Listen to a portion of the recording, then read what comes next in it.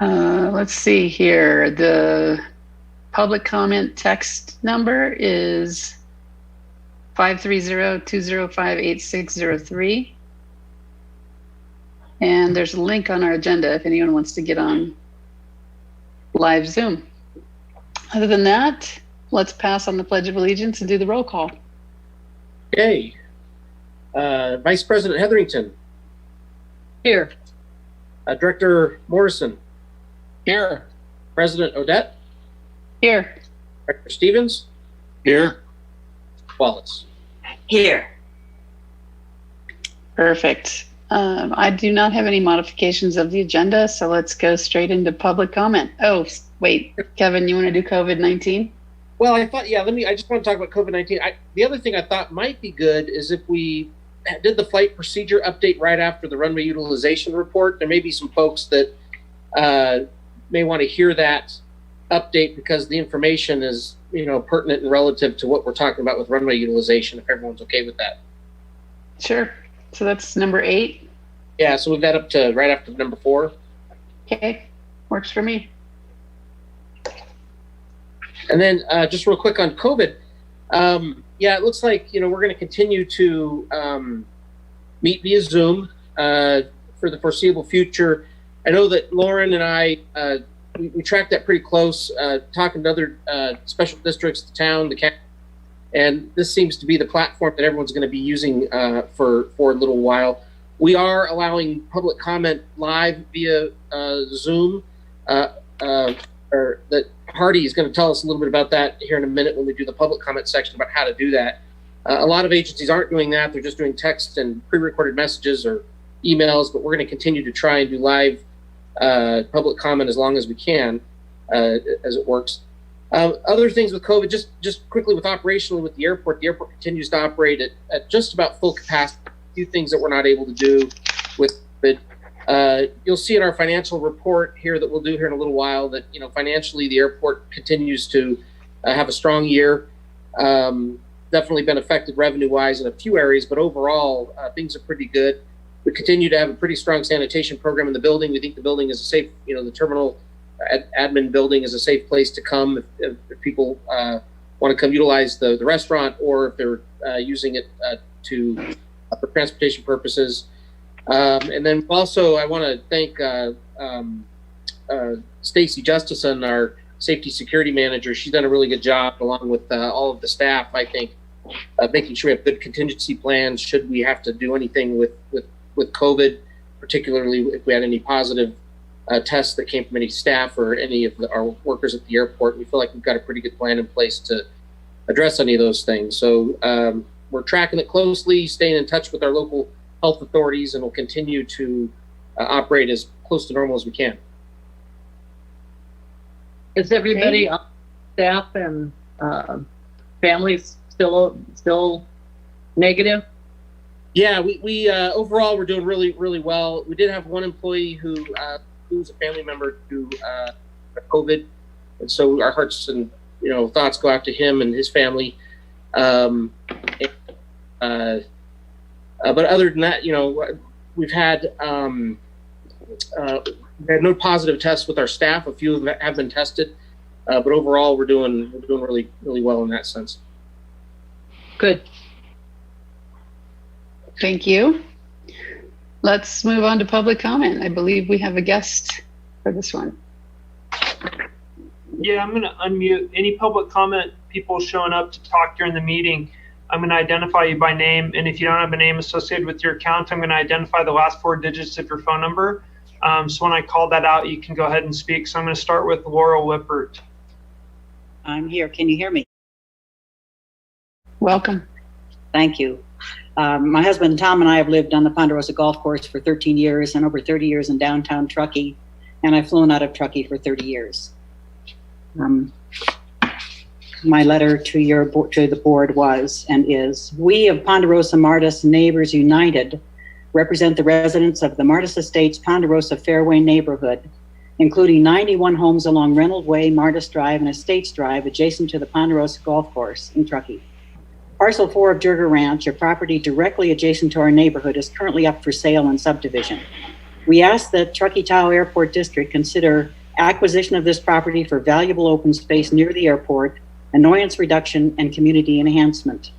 Plans for this parcel include light industrial development and a Class A road bringing nonstop commercial traffic into our residential streets. While we understand the town of Truckee's interest in utilizing this infill property, we're concerned that our neighborhood was not considered in the planning and environmental review process. We have made voiced and written appeals about our deep concerns and fears to the Truckee Town Council and Planning Commission, Truckee Downer Sanitation Agency, Public Utility District, and Recreation and Park District. We are reaching out to the Truckee Tahoe Airport District because we believe in your connected core values and that the purchase of this property supports those values in the following ways. Safety. The airport land use compatibility plan allows for commercial development on this property. However, experienced pilots with our organization know that the adjacent Ponderosa Golf Course is an important designated emergency landing option. In 2012, a plane crash landed in this western portion of Jurga Ranch, the occupants escaping injured but alive. If there were buildings on this property as is currently proposed, the crash would have made a successful landing impossible and likely killed people both in the aircraft and on the ground. Community service. Within Parcel 4, behind the former Truckee River Winery, is a narrow dirt road connecting Brockway Road to Martis Drive. This road, along with Reynolds Way, is the main pedestrian and bicycle connection for those living off Brockway Road and in Martis Valley to the Legacy Trail and Truckee River. The town intends to pave, widen, and connect this road, routing traffic from Parcel 4 onto Martis Drive and Reynolds Way. Our narrow, unlined streets are full of walkers, cyclists, runners, and families strolling with children and dogs. If Parcel 4 is developed and the dirt road becomes a busy thoroughfare as proposed, this community connection will disappear and lives will be at risk. Environmental stewardship. The airport district has a history of open space preservation in central and eastern Truckee. As well as the aesthetic and ecological benefits, creating open space in Parcel 4 will eliminate noise from hundreds of vehicle trips daily through our neighborhood, as well as the environmental impacts of traffic and commercial businesses. As of now, our neighborhood is likely the most heavily impacted by airport noise in Truckee.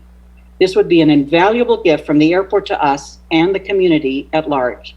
It will be our goal to inform every homeowner and renter about this purchase by the Truckee Tahoe Airport District and encourage them to accept occasional airport noise as a small trade-off to living in our safe and peaceful neighborhood. There are multiple neighbors in our organization who could also comment on our request, but out of respect for your time, I am acting representative of their voices. Thank you very much. Thank you. Any other public comment on this topic?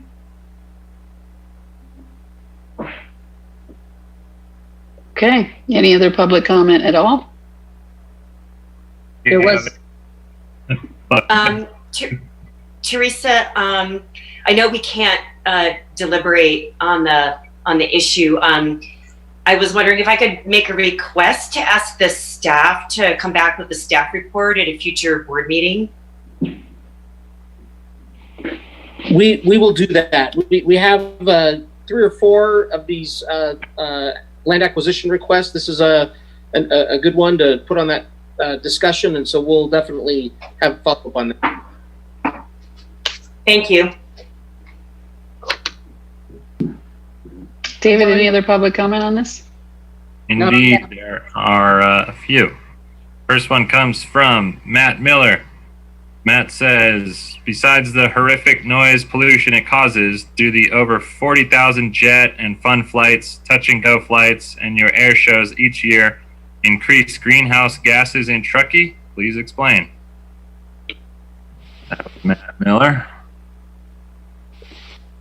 Next one comes from Kathy Eccles. Kathy says, general comment, and this possibly relates to items 4 and 8 on the agenda. I want to encourage the board to implement any policy and allocate any funds needed to address the issue of noise in the community. I do not live in an area that is heavily impacted, but I have experienced the increased air traffic and noise in the areas under the flight paths. This amount of traffic and noise is unacceptable. The airport is community-minded when donating to community groups, but the most important decisions when it comes to policy and allocations of funds is to respect the health, safety, and quality of life of the residents of Truckee. That was Kathy. And then Kathy submitted a second one, but it's related to agenda item 9, so I'll save that for later. And then this next one comes from Julia Flaherty Lawrence, and it's a long one.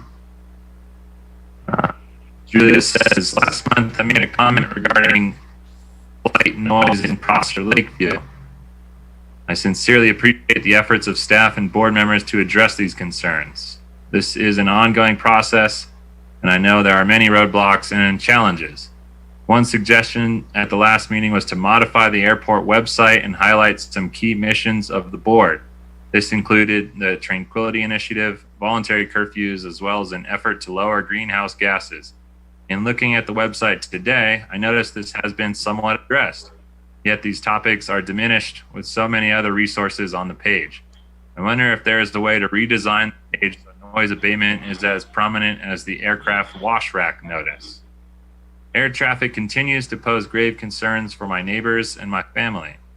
We rocked over the weekends. Midweek seems to be less intense as compared to last month.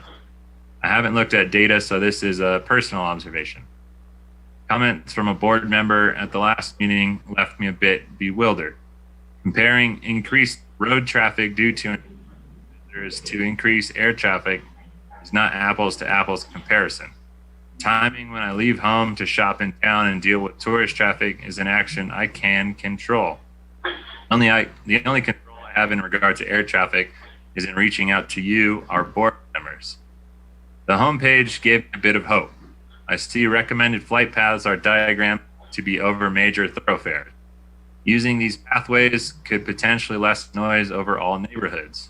I'm sure you and the staff have tried many creative ways to encourage these routes, and I would be interested in learning more about how the board and staff educates pilots about the advantages of flying over major roadways. On another note, I noticed in the board agenda that you will be taking a close look at your greenhouse gas emissions reduction plan. I applaud these efforts and your 2025 goals. The airport's partnership with the Land Trust, as well as your efforts in solar generation, electric vehicles, and any other initiatives, appear to be forward thinking. I commend you and will watch with anticipation how you proceed and how you will undoubtedly succeed with these goals.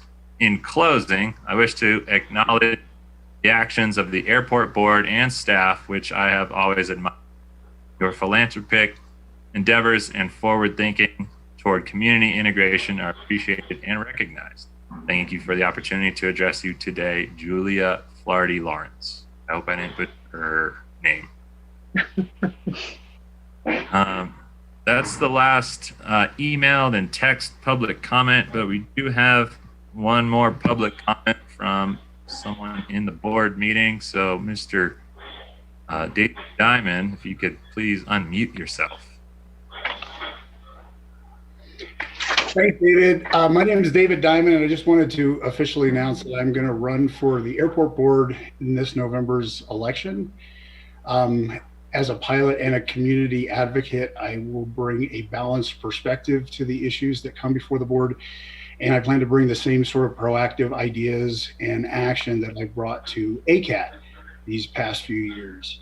If anybody wants to learn a little bit more about me and the candidacy, please visit diamond2020.com. You'll see some information about me. You'll see a list of my current campaign supporters, and you can offer an endorsement or financial support right at that page, and I appreciate it. Thanks very much. Thank you, David. That's the last of the public comment. Lisa, did you have something you wanted to say? Or was it Mary? One of you two looked like you wanted to say something. Yeah, not Teresa. This is Lisa, not me. Thank you. Okay. Mary? Just, those comments, emphasizing greenhouse gas and the website issues. And I was going to address them later, but, obviously people are also listening and watching. So. Okay. Well, if no other public comment, let's do the consent agenda. Anyone want to pull anything? I'd like to pull the minutes, and I have one question on the service bills and fees. but I just want to ask a question on that, but I want to pull the minutes. Okay. Anyone want to make a motion to approve the other two? Well, until I get the answer, question on the service bills and fees. I was curious about, on the Wells Fargo card, there was a purchase of a 30-yard bin for the Truckee campground for $1,027, $1,027. And I'm wondering, is the airport providing that to the campground rather than Truckee paying for their own dumpsters? I'll try and answer that. I think that might have been related to I'll have to check, but to the fuels reduction work that we were doing out there. Hardy, do you know, or Dave Hoffman, that we had that out there? I think it was a bin. It was a pre-season bin to do exactly what Kevin described. There's a bunch of debris related to a bunch of forestry and other work cleaning up the campground. So, and that was in last month or the months before, where we spent $10,000-$20,000 for fuels reduction in there? Yeah, well, we've done fuels reduction all over the airport, but we did some out there too. But specifically in the campground, we spent like 10 or 20 grand, it seemed like I saw. I'll have to look and see exactly how all that fuels reduction work was allocated out, but yes, we do it in all areas of the airport. We feel like there could be a fuel issue. Okay. Otherwise, I'm okay with that, and I'd make a motion to approve tab 2 and tab 3. I second. Okay, we have motion in a second. Vice President Hetherington?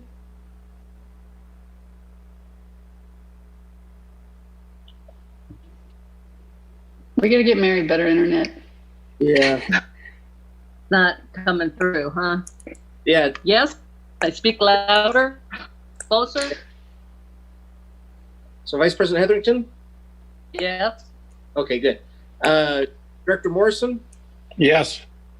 Odette? Yes. Director Stevens? Yes. Director Wallace? Yeah. Yes. All right. What do you want to talk about the minutes, Mary? With the minutes, I some changes, minor changes to Lauren about line 8890, a typo in 106, to spell out the Truckee Tahoe Soaring Association. And my biggest concern was related to the transponders and that whole discussion.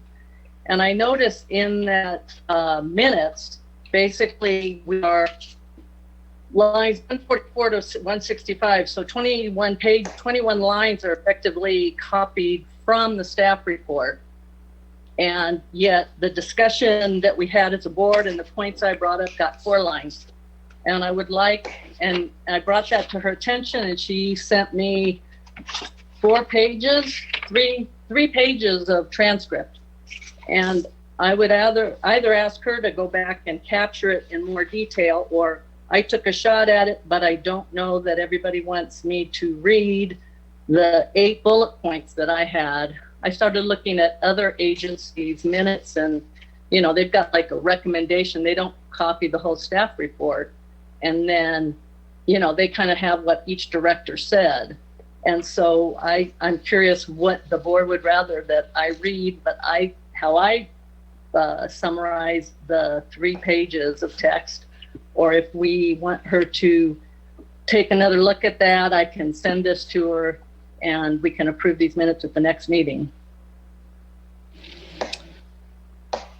So at least from a staff perspective, and we actually have, after this, we were starting to talk about this a little bit, we do have some guidelines from the California City Clerks Association on minutes best practices.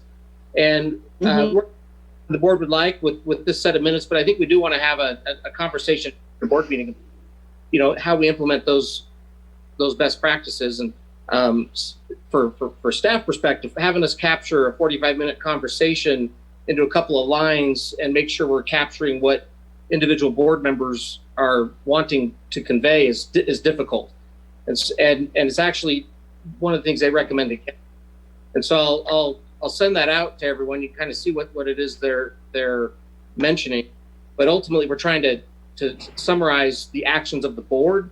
And so, again, we're happy to put whatever language you want in there, but it is difficult for us to try and summarize a 40-minute conversation into a couple of paragraphs or a short paragraph and capture what everybody wants captured. So it might be good to have you tell us exactly what it is like in there. Do we have the ability to put a link in the minutes to the actual conversation, either in text or video? They're all linked. So someone, if they're clicking on the minutes, right next to it is the video of the meeting that has all that. And That I seems listened like enough to me. Well, I find that it's remarkable that we have a staff report and we copy 20 lines of the staff report into the minutes, because that's what the staff report is about. It, to me, that minutes would summarize the staff report, and then, can the tower see the gliders at this time? Basically, it's just saying these questions are just brought up as, vice president asked questions, and yet it doesn't talk about that. In fact, the tower can see the gliders now because they have mode AC. It doesn't talk about that the tow planes currently are supposed to have ADS-B. There's a lot of information that came out from Chipsy that was not captured in the minutes. It is captured. You just click the link and watch it. It's all there. What I would offer, that for a long while at the board meetings, the minutes have been accepted with very minor corrections, or literally they've been corrections, typos, or someone's name wrong. For a long time, that's been the case. So I'm going to offer that the metric that Lauren in particular and Kevin in approving of generating the minutes are doing a pretty good job. And that what's going to happen occasionally, this is one of those occasions where there's a specific request from a given board member to add a lot more or a little bit more detail to the minutes. And maybe we just, since again, it's very infrequent, really over the last 2 years, that we receive those potential additions as they come up. So, for example, maybe Mary, you do send those 8 bullet points to Lauren and they come back at the next board meeting, for example. But I think creating a whole nother policy or view at the policy based on something that's happened once in quite a long period of time, I don't know. It doesn't seem like a good use of staff time or necessarily board time. I concur with that. But in this case, I think it's important to capture the points that I brought up, because not many people, the written minutes become a record and the video is attached. But to go back and listen to the minutes for the video is quite time consuming, whereas reading the minutes can be not as time consuming. So I would propose that I send my bullet points, my summary, and I ask that it be put in. And I agree that it doesn't happen very often, but I think it's really important on this issue. I think that we'd be perfectly happy to, Mary, to have us include what it is you'd like included in the minutes. You can send those to us, and then I think it'd be appropriate to continue this item to the next meeting. Let us update the minutes with the comments that Mary wants included, and then the board can look at it at the next meeting. That worked for me.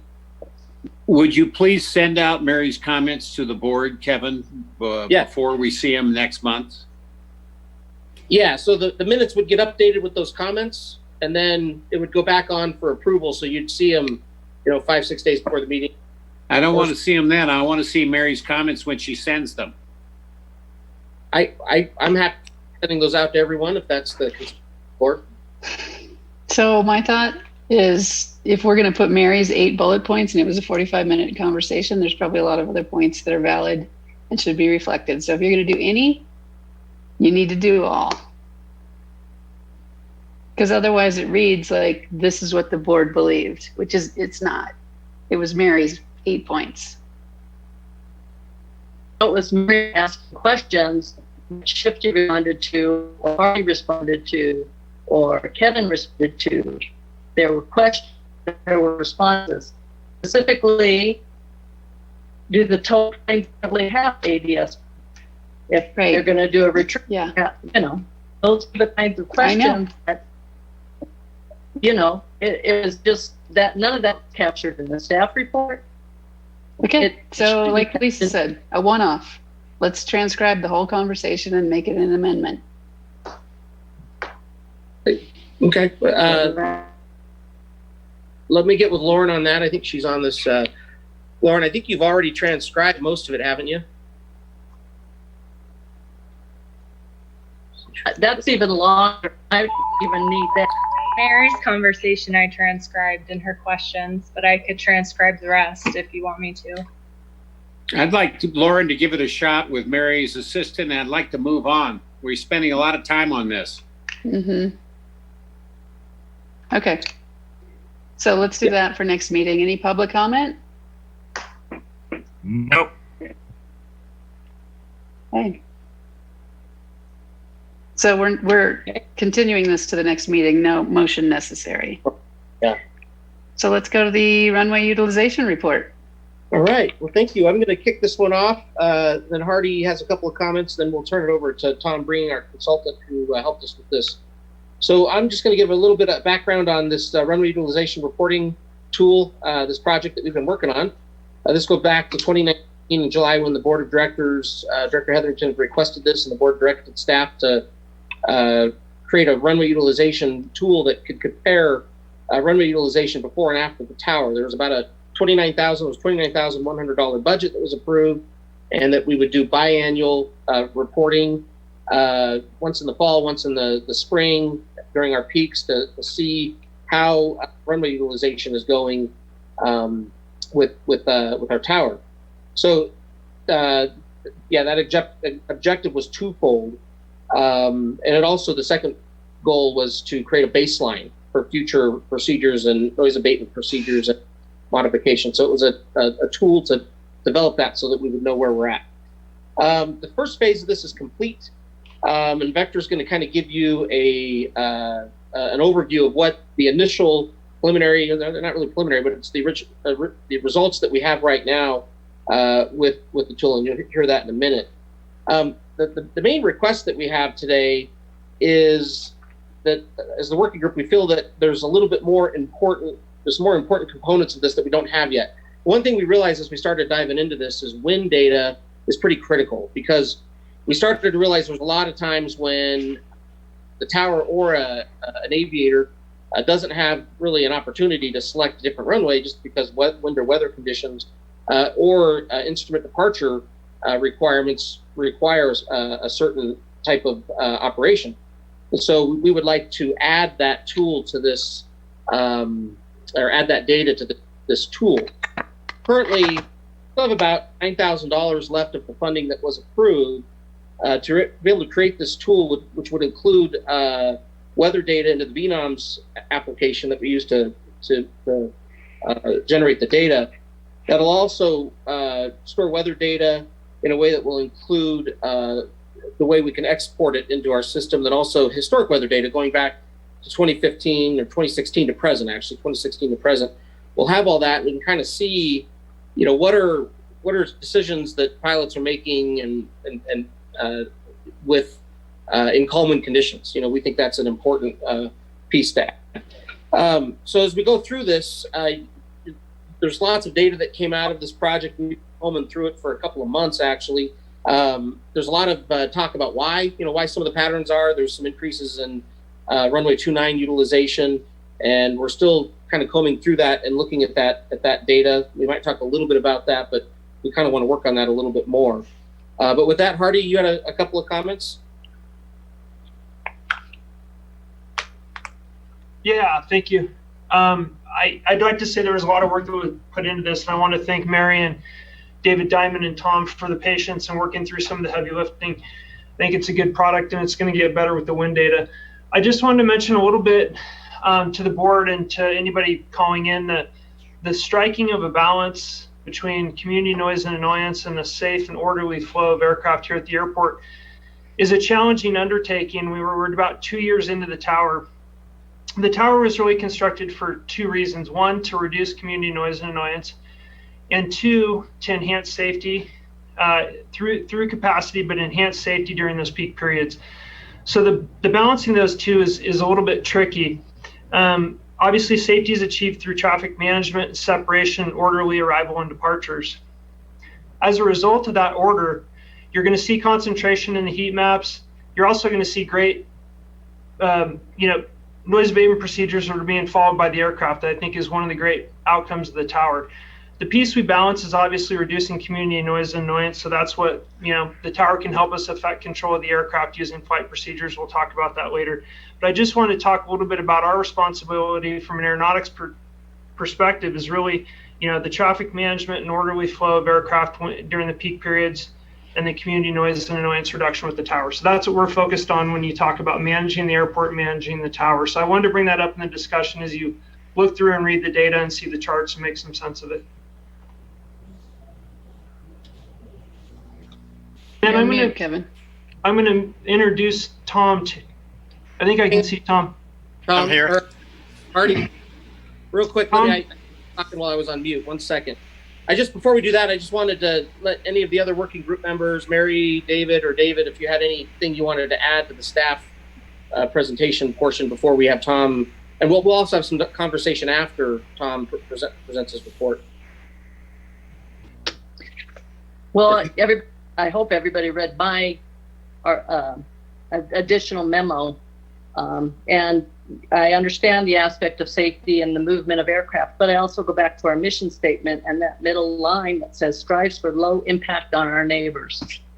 And I'm just going to always be emphasizing that, because it'll be real interesting if people tie into those Vimeo movies to see the darkening of the red lines and which neighbors are being heavily impacted and how that's changed over time.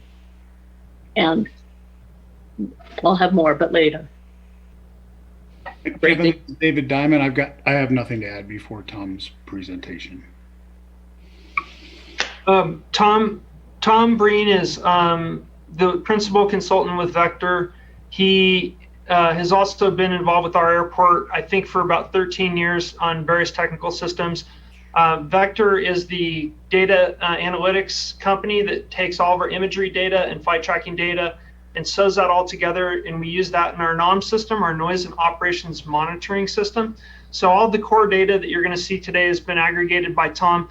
Tom really acted as a third party, separate from staff and separate from the working group, to really assemble the data. And so Tom's going to present to us all the data and the heat maps and give you a little bit of insight on where to see the videos as well.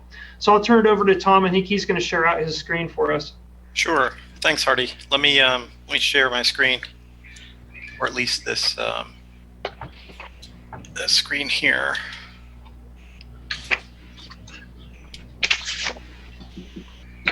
Can you let me know if you can see that? No. Oh. Let's try that again. Oh, I forgot to hit the share button there. There you go. Okay, now great. You're there. Let me make that full screen. How's that? Everybody can see that? It's great. So, yep, as Hardy mentioned, Vector was tasked with producing basically two new reports. One was a tabular report, the other was a graphical report. And so the runway use report was the tabular report, and that was a new style report that actually took all the flight track data and aggregated it into a single report that showed 4 different types of aircraft or engine types that were primarily used for this analysis, and broke it down by time. So, and we went back all the way to 2015, where we had basically the origin of all this data, and ran these reports for a period that is, we'll go over that in a minute, but it's the summer peak season. So that was the first report. The second report was this graphical one called a flight track heat map, and that really is a density map. You know, kind of the thing, it almost looks like a weather map. basically colors levels of intensity on them over the map, and it's semi-opaque, so you can see through it, and you can see what the traffic patterns look like. It's better than just plotting tracks, because once a track is kind of red or green, it doesn't turn any more red or more green if 100 aircraft go down that track. So in the case of this heat map, it actually splits the entire map up into a grid, figures out how many times aircraft flow over each grid point, and then colors that point based on that data. So it's very useful for seeing the density of tracks that go over a certain area, and we'll have a few graphical examples of that to show. So the task at hand with the runway use report was to compare before and after tower, and just to get through some definitions. I think Kevin touched on them, but the before period, before tower, was defined as the peak season for 2015 and 2016 operations. And in those 2 years, the peak season ran from June 15th to September 15th. And so it was those months were aggregated and averaged into this single basic 2015-2016 operations count, and then that was averaged to give kind of an annual year for the before year. The after tower period was defined as 2018-2019, and so those 2 years were averaged together to create kind of a single after year, and then those 2 years were compared. So the limits of the analysis were just the peak season. So the numbers you see here may be lower than what you're expecting in terms of volume of traffic, but it's because we just looked at the peak season when the windows are open and the people are outside and they're likely to complain. 2017 was categorically excluded. It was more of a transition year when the tower first opened up, and so it wasn't really representative of either before or after. So we omitted it so that we'd have clear definition of before and after. And again, the summer season is just those peak 3 months. So I mentioned that.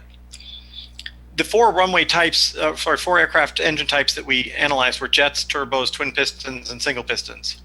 So those four types were split out in this analysis. And then we actually broke it out by each runway. All four runways were mentioned, and there's also an unknown category. And so we have an algorithm that figures out if an aircraft has come to the airport or left from it, and sometimes we don't have the track low enough to figure out which runway it came from, but we know that it came to or from the airport, and so those are unknown runways basically. And so you'll see that in the sample of the runway use report that I ran just for this graphic, you see the four runways and then the unknowns in that list. And so this data was run for all those months and all those years and all those types, and produced results that we're going to show today.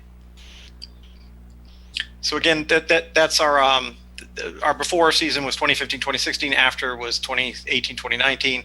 We're going to show absolute and relative numbers. So what we're going to do is take the after year, the average after year, and subtract the average before year. And then we're going to give you absolute numbers and percentage changes so that you have some idea both of the magnitude and the relative impact of the changes. So overall, the after year had 29% more traffic.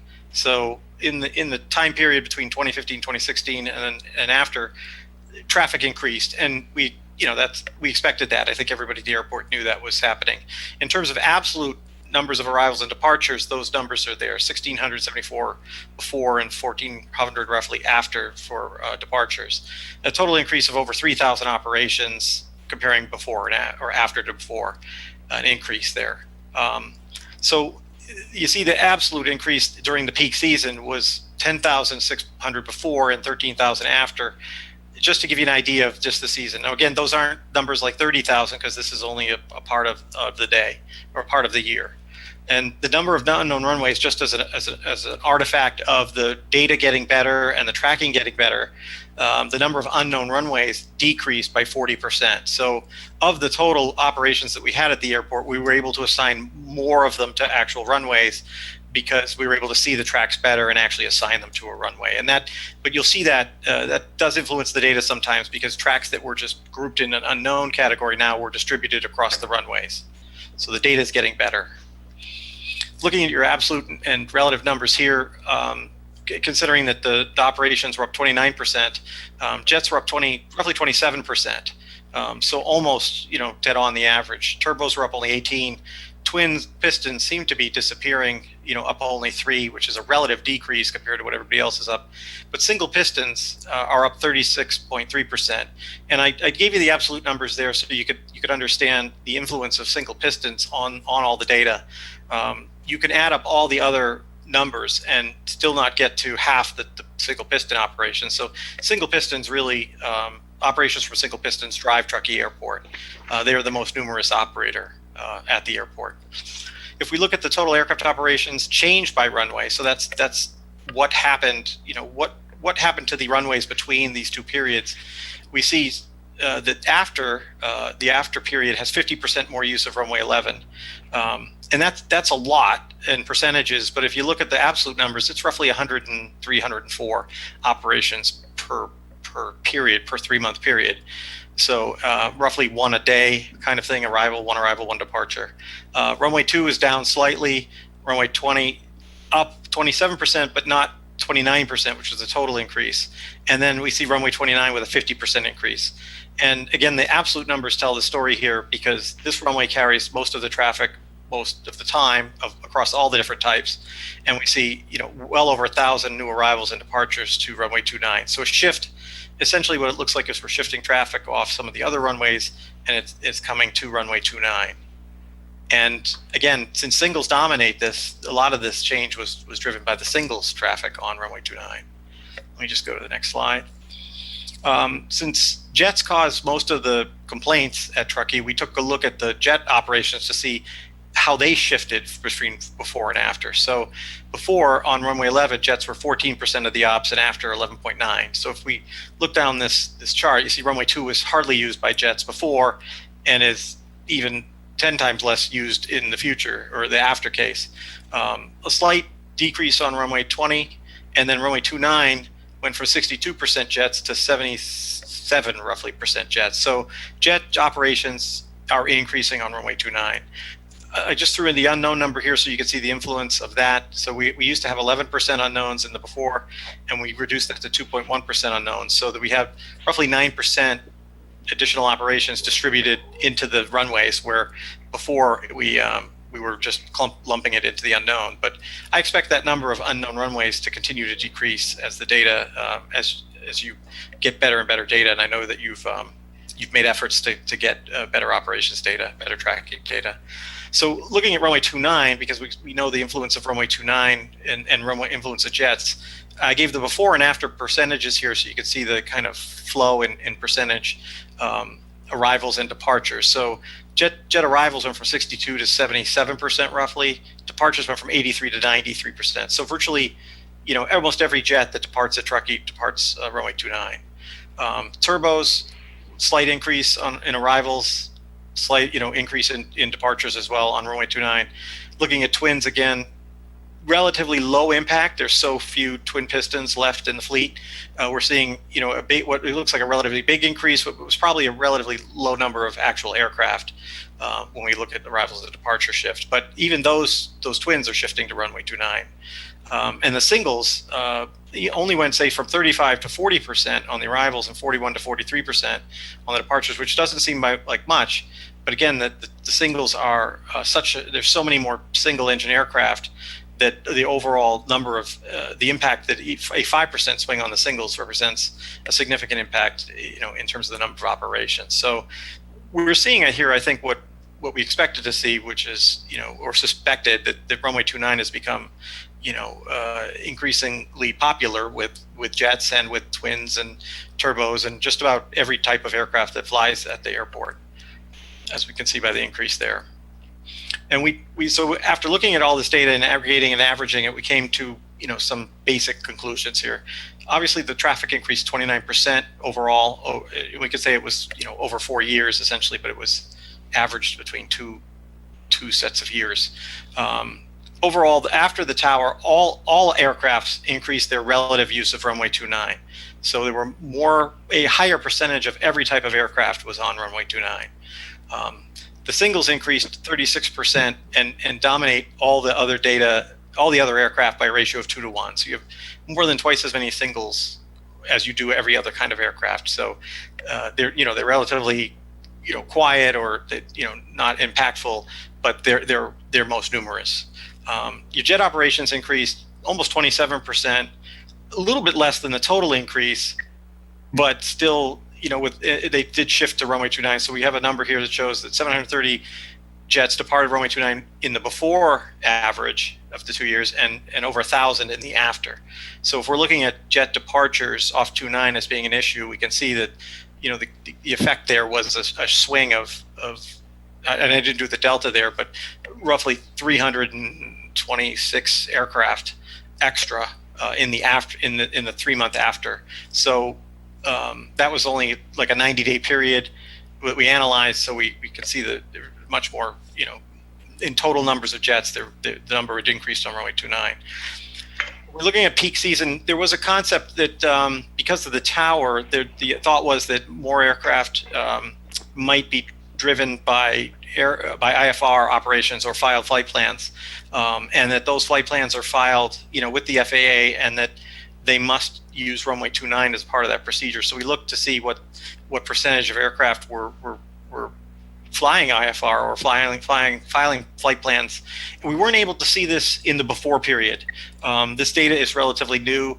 It's being kept by the tower. So these numbers represent the number of aircraft that are flying IFR and therefore can only depart on runway 29.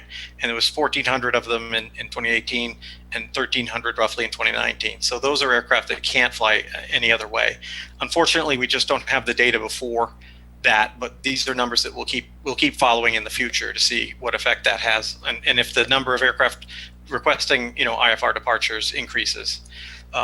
There is also a shift in the industry whereby charter aircraft are becoming much more popular, and single engine charters are becoming more popular. And the staff has seen this effect at Truckee. An airframe called the SR-22 is very effective airframe for moving people to and from the Bay Area. And so there's been this may explain why the singles have been favoring runway 29 as well. We don't have a breakdown, I don't think, of the IFR requests by aircraft type, but there is strong suspicion that the singles are causing yet more of an increase in the use of runway 29. And again, we don't have the weather data for the before or after, so weather is the most influential factor, primary driver, we called it, of runway use. And without that data, we're kind of assuming that the weather was constant across the two sets of years between 2015-16 and 2018-19. So we just don't know what effect the wind had on this. If there was more winds favoring runway 29, we don't know that. We only know what we can see in the data, that it was used more often. It's becoming more popular, and that's the end of the runway use, the tabular piece. I'm now going to talk about the heat maps.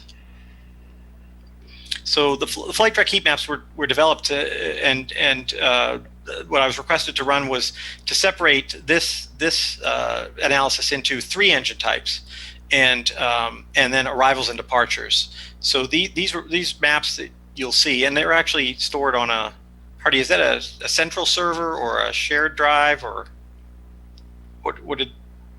We have them posted with the board book on our website, and we also have the videos posted up on the staff report. They're hot linked to the staff report. Super. So we had the 3 aircraft types, and we had arrivals and departures for each type. And this is just an example of what they look like. And this allows you to see essentially what's going on underneath all the spaghetti that normally flight tracks look like. This helps you define corridors. It helps you see where the aircraft are flowing to and from. And we can go over a couple of these if staff would like. There's also some movies that have been created where these were done for 2015, 2016, 2018, and 2019. So you can see the transition and the morphing of the heat map as it transitions from kind of the before period to the after period. And those are stored also, Truckee, or are those distributed? Yeah, if you go to the staff report, you'll see a URL that'll take you to the movies to watch them. Are we going to show that? We could. I can't show those, Mary, I don't think, but maybe someone who has local access to that drive could show them. we had talked about that as the working group, that Hardy would set up those 6 different videos. Yeah, I can show them. Let me just go over some other facts, Hardy. So we have 24 total plots, and so we had 4 years plotted times basically three aircraft types, which gave us 12 sets of plots for the arrivals and 12 sets of plots for the departures, and for the 4 years that we analyzed, shown there. These are plotted out to a range of 15 nautical miles, so you can see quite far. And then the way the movies kind of fade along, you can actually, it's almost like flicking baseball cards past your eye. It makes a little bit of a movie. It's not exactly smooth, but it's a great way to demonstrate the transition from year to year. So one thing I want to warn everyone about is that these heat maps show relative data. In other words, if there were 100 operations in a day and 1,000 operations in a day, the heat map would still have red on it. It would still have green and blue, but they're relative. So the red in the case of, say, the 100 day represents maybe 100, and the red on 1,000 day represents the date of 1,000. So there's no way to compare kind of the 2015 departure plot to the 2019 departure plot, because they're both going to show red as 100% essentially. And so what you should look for in these is, the relative flow of traffic when you had, less operations in 2015 compared to what you did in 2019, and where they're going now. So they're all relative. So they shouldn't be compared. They should kind of just be used to show the transition in flow. And Hardy, as it gets darker red or darker green in one area, that shows basically a concentration or more overflight, correct? Yes, absolutely. So, and that's exactly what it was meant to show. It's meant to show a relative concentration in that one scene that you're seeing. So if it's, say, jet departures in 2015 compared to jet departures in 2019, you can see where the jets were going, for the most part, the bulk of them, by looking at the red and the yellow and then the blue and green. Compared to 2019, you can see where they were going. And I have those as a static display, but Hardy, you might be able to show.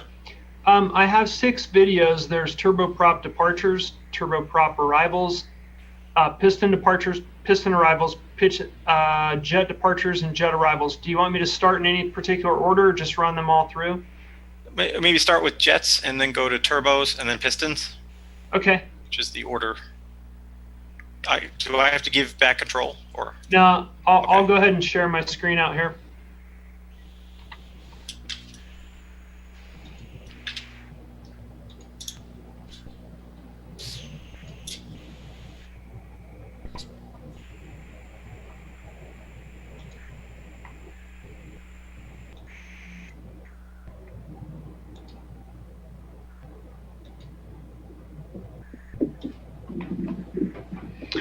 Okay, jet departures.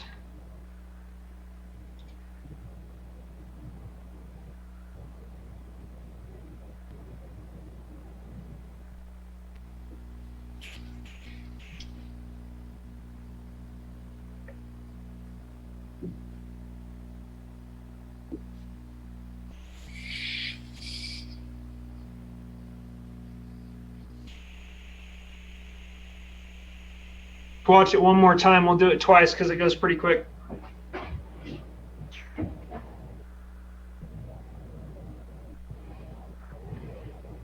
So as that red line is getting darker, it's showing more jets departing on that track. It essentially, Mary, is showing a stronger concentration of the traffic along that path. Yeah, it's almost as if they're getting better at following the path rather than being dispersed.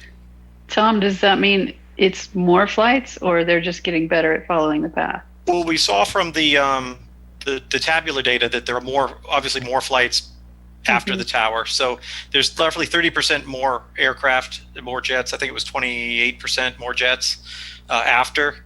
And so what you're seeing, again, those are relative though. So as you see them get darker, essentially what you're seeing is their ability to follow a single path more closely, thus focusing the concentration. So if I took that red path that you saw and dispersed it, it would turn kind of green or yellow, and it wouldn't be so strongly defined. And maybe one thing if I could add real quick, that what you're seeing there is the truck 4 departure. As well as what our noise abatement procedure asks folks to do.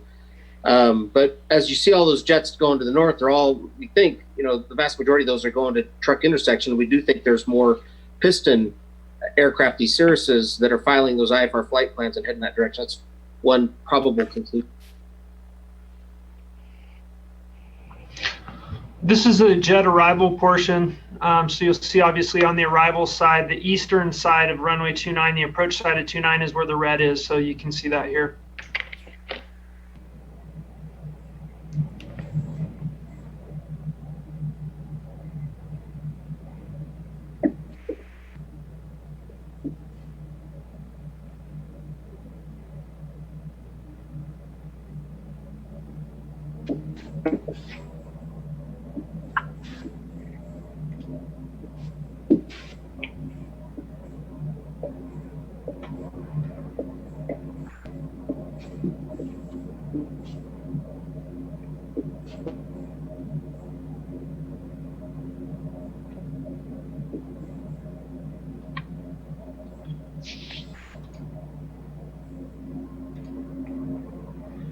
Let's go to piston departures.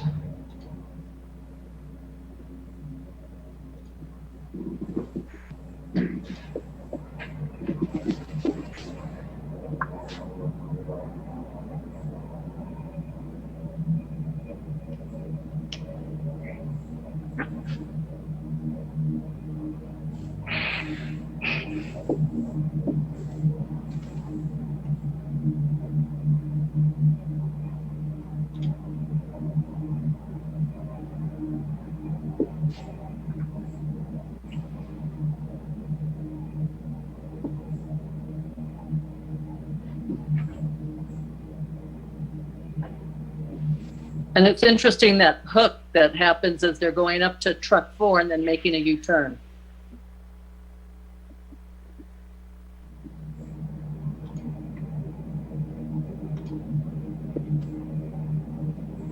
This is piston arrivals.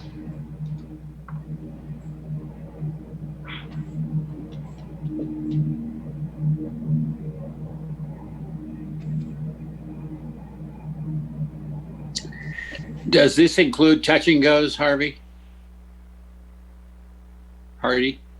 Yeah, the flight tracking data, on the data side for the tracks, it actually does aggregate any of the movement area that is tracked in our MWAT system.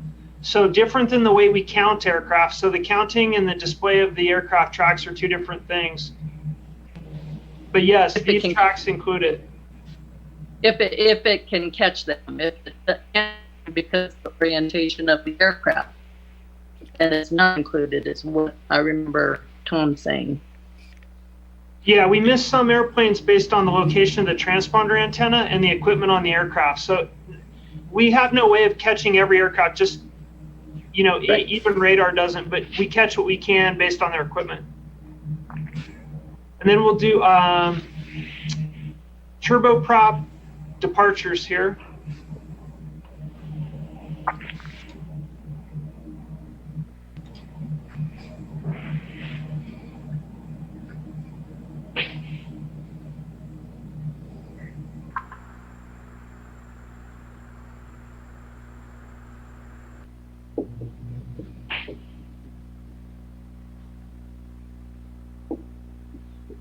There's that big fish hook again. Yeah, that's a good point, Mary. The Pilatus PC-12 during that period has become our second #1 use type aircraft. So the Pilatus is a very popular aircraft used for charter. It's even fractionalized now. And then you see a lot of those flights to the Bay Area. So what Mary's describing here is, if you follow my cursor, a lot of the aircraft that were departing VFR are now departing IFR, northbound through truck intersection, then turning back toward the Bay Area. So you get a lot more emphasis on the truck 4 departure up over Prosser. If I could just add real quick, and we've got it in the staff report, it's important to note that the tower doesn't assign that departure procedure. So that is assigned by Oakland Center. The tower will convey it to a flight crew but the tower doesn't have the ability to tell them to go somewhere else. That's one of the reasons we're talking about new procedures. Yeah, any airplane that departs Truckee IFR is going to fly on that route, basically speaking. When runway 1129 was down for the blast pad reconstruction, there were aircraft going off 220 going to Truck. So some aircraft can do that. Some can. It's pretty rare, but some can. This is the turboprop arrival.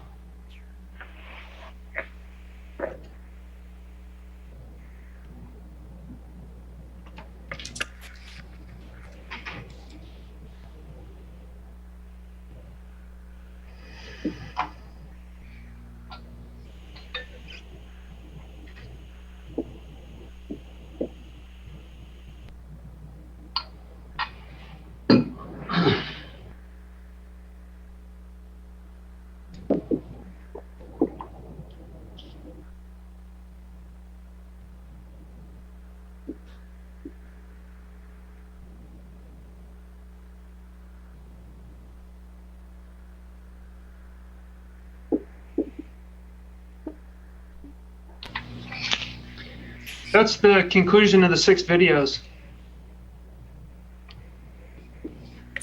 Hardy, the static maps are also stored there, are they not? The same. Yeah.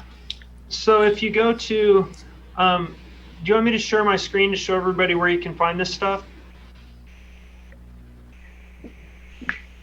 Isn't it all in the staff report, the links? That's correct. Yeah, it's in the staff report.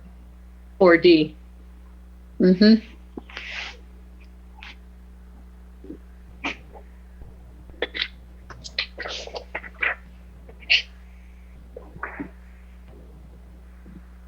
So it was a lot of data there, and you may have questions if you have a chance to review it. There is a raw spreadsheet behind the runway use data, and Mary has seen it.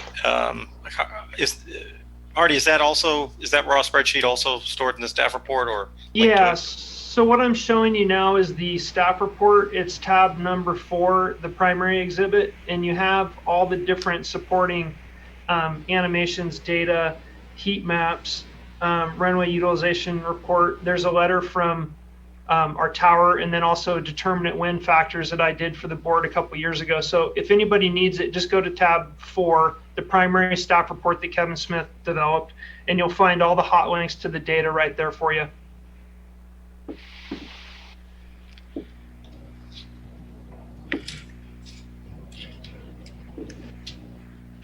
I think everybody can see that. Mm-hmm. That's the staff report that's on the website, on the Truckee Tahoe Airport District website.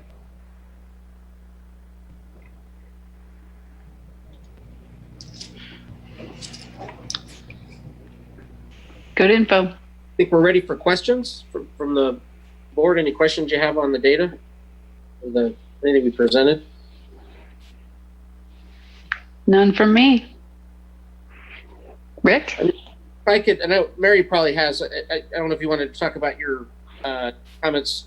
I just one thing I wanted to, this has been, I think, a really good exercise. I'm kind of glad that we've got a baseline that we can look at. I know that when the one number that kind of stands out to me, obviously, yeah, the 50% increase in traffic on, utilization of runway 29 is one thing that we're going to track pretty closely, of having about 5,000 operations in 15-16 and about 7,600 in 18-19.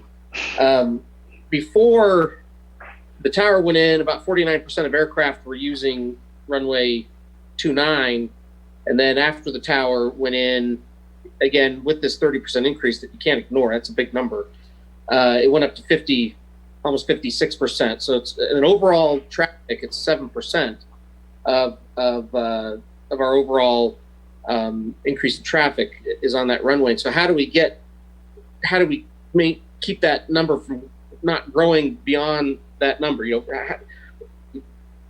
Trying to make that number go the other direction, so we're not going into 60% on 29 as operations increase. And we think the best way to do that, or one of the ways from a staff perspective, we're looking at these procedures. When there's only one option, we kind of see these things. And so as we talk about the procedure update and the next one, that's where I think this stuff will be very important. The other things are outreach, and we're going to be talking to you more about outreach here. Our pilot and passenger outreach coordinator is going to do a report next month and kind of tell you kind of what we're doing to try and get into the pilots' heads and their minds as to how we would like them to select runway. But getting back to the request in the staff report of that wind data, I think that's something that we really like, because what I'd really like to know is what is happening during those times when they have an option to select a different runway, because that's really, we think we can help and change behavior. And so that's essentially the action item for this agenda item, is to seek that additional $6,000. But I know we have public comment, and then anything else from the members of the working group, be a good time to add your comments.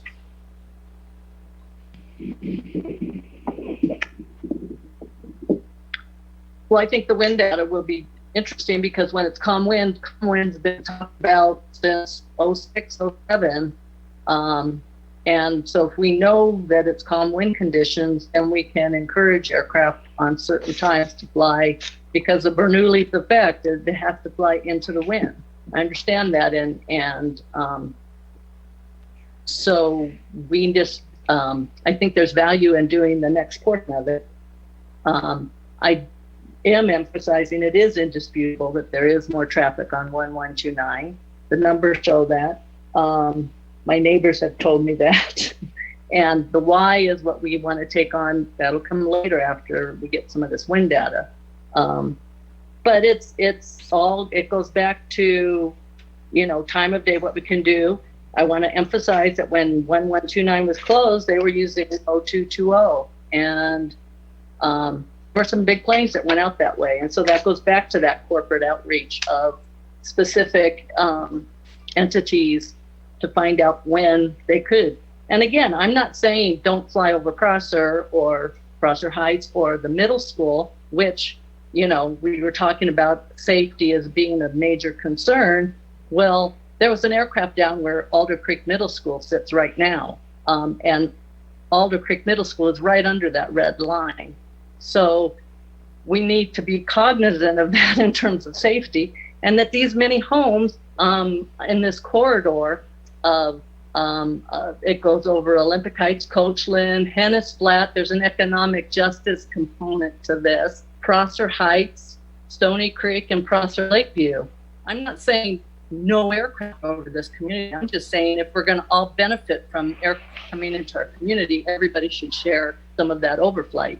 So this is the information we need in order to build from.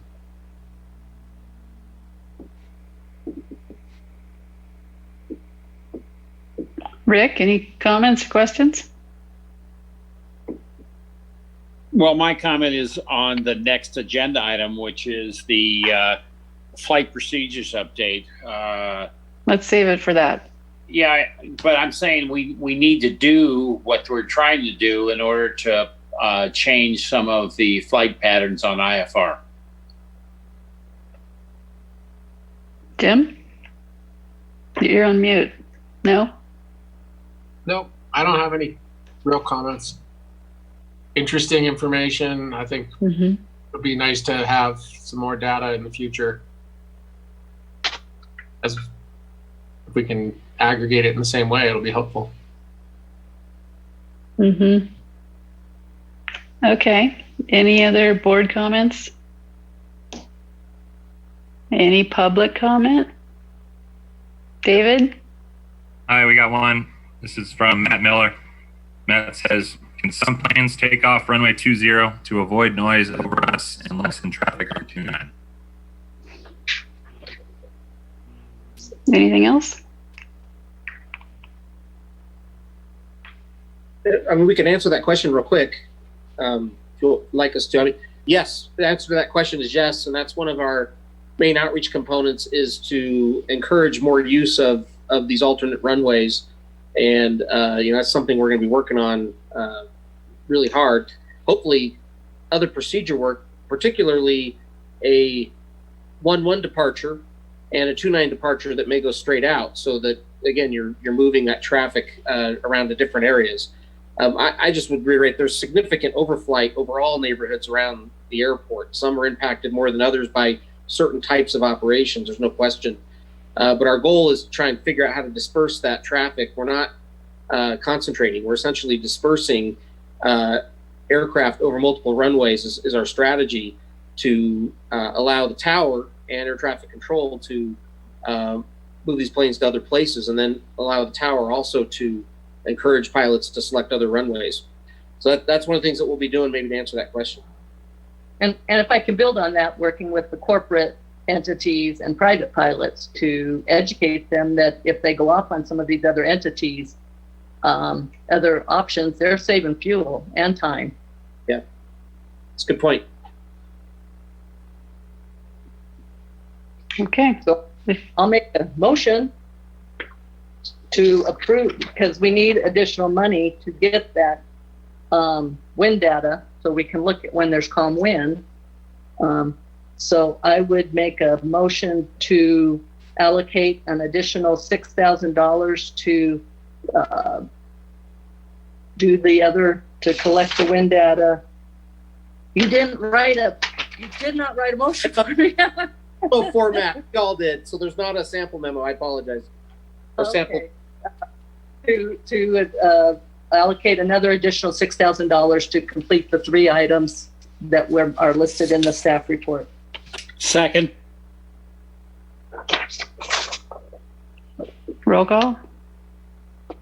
Yes, thank you. Just making a note. Okay, Vice President Heather. Yes. Director. Yes. President Odette. Yes. Director Stevens. Yes. And Director Wallace has had to leave the meeting for another.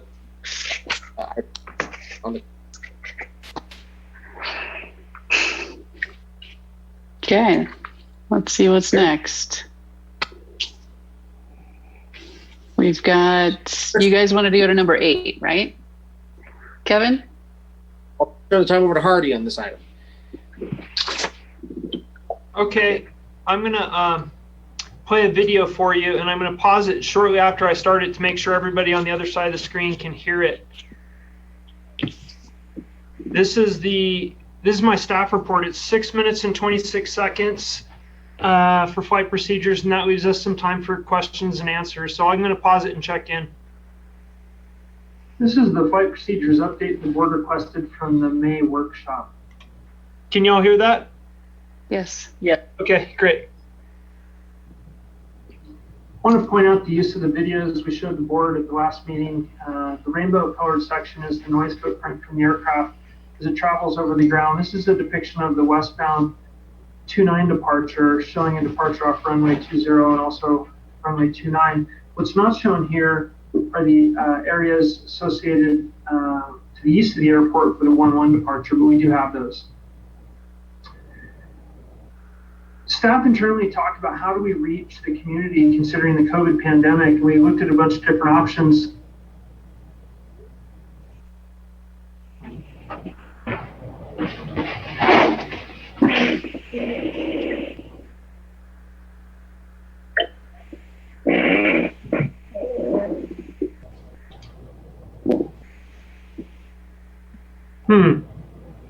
Rose.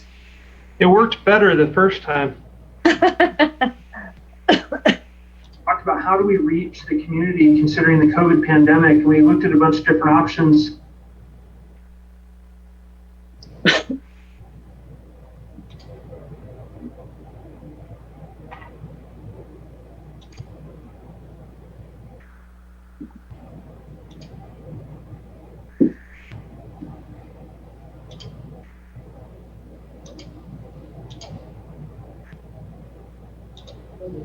This is the flight procedures update the board requested from the May workshop. Last meeting, this is a depiction, so runway 29. What's not short for the 11 departure. We talked about how do we reach the community considering the COVID pandemic. We looked at a bunch of different options. Our consultant, Aviatrix, came up with a really keen way to reach people based on technology that's being used by the Salt Lake City Airport for their master plan. essentially what it does is it aggregates a bunch of different content areas into one virtual presentation type of container where the public can visit there, community can visit there whenever they want, browse through a number of different presentations and technical reports, and then leave comments. We can also loop in social media.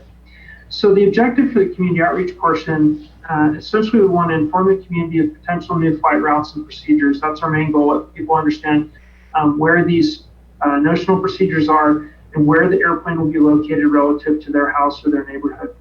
We want to create two-way engaged dialogue. One of the key components of the FAA's directive on community outreach related to flight procedures is creating a two-way engaged dialogue with your community. So we want to deeply engage the community and understand what is important to them and how the airport can help them achieve that. We want to explore alternatives and community suggestions. We come to this process with an open mind. We want to complete a comprehensive gathering of all of the community input for the board decision-making process, hopefully in November or December. So those are our objectives for the community outreach side. The tactics, how we're going to achieve that. Essentially, we want to do a number of things. We want to use this container that Salt Lake City has built to create a virtualized presentation site. We want to have a micro website that obviously has independent pages where people can find content. We want to place ads in local newsprint. We want to use social media. We want to talk to the HOAs and get mailings out. And so that's what our consultant is helping us achieve currently. We have a number of exhibits. We want to use the exhibits we have to show the flight path and where the aircraft will be relative to the neighborhoods and the overflight ground track. We have some great animations currently existing on our website. We also have the some notional flight procedure plates, we call them, basically technical information that is going to engage the pilot community, so those will also be present. So these are some of the tactics we're going to use to complete the community outreach. So the messaging related to the outreach is pretty basic. We want to talk about controlling aircraft, reducing annoyance, enhancing safety, and the fact that the airport is entering this process with an open mind. And we want to listen, take advice from the community, and also present technical information on the two procedures that I've shown here. One of them is a departure procedure westbound, and the other one is a departure procedure climbing left turn eastbound. Let's talk a little bit about timeline. So the board has seen this timeline before. This is the three-legged stool timeline. You'll see the control tower, ADS-B surveillance, and flight procedures. I added flight procedures. Essentially, none of these initiatives are effective in a vacuum or in a silo. They work together. So without a control tower and surveillance, flight procedures will not allow the airport to help control the path of an aircraft. So they work in concert. They don't work independently of each other. And if you take one away, the other three will fail. So essentially, the timeline associated with these initiatives starts right now and goes all the way up through to 2023, 2024. The published timeline for FAA approval of a flight procedure is 18 to 36 months. We've accelerated that a little bit with the work that we've done, but we want to make the board aware that these are complex and complicated ground that's never been covered here at the airport before. So those are the timelines associated.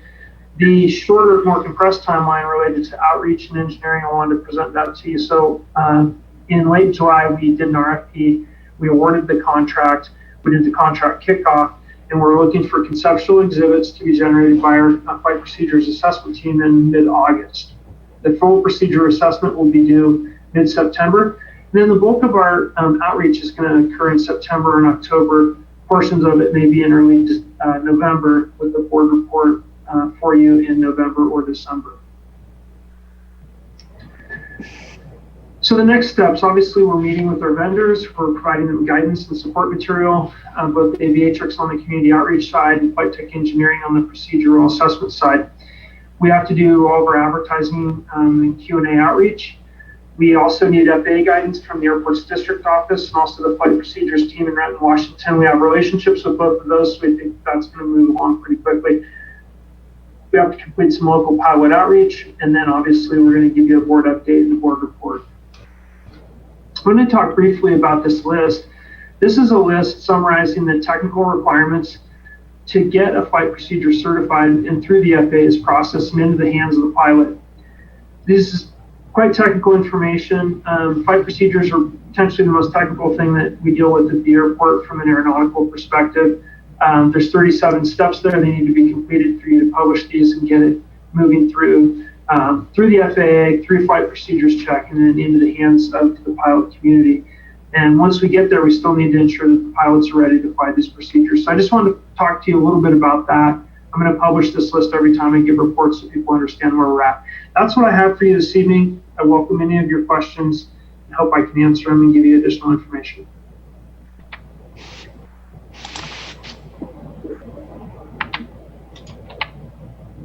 This is the flight procedures update the board requested from the May workshop. So that's what I have for you tonight on flight procedures. Happy to answer any questions and give any insight.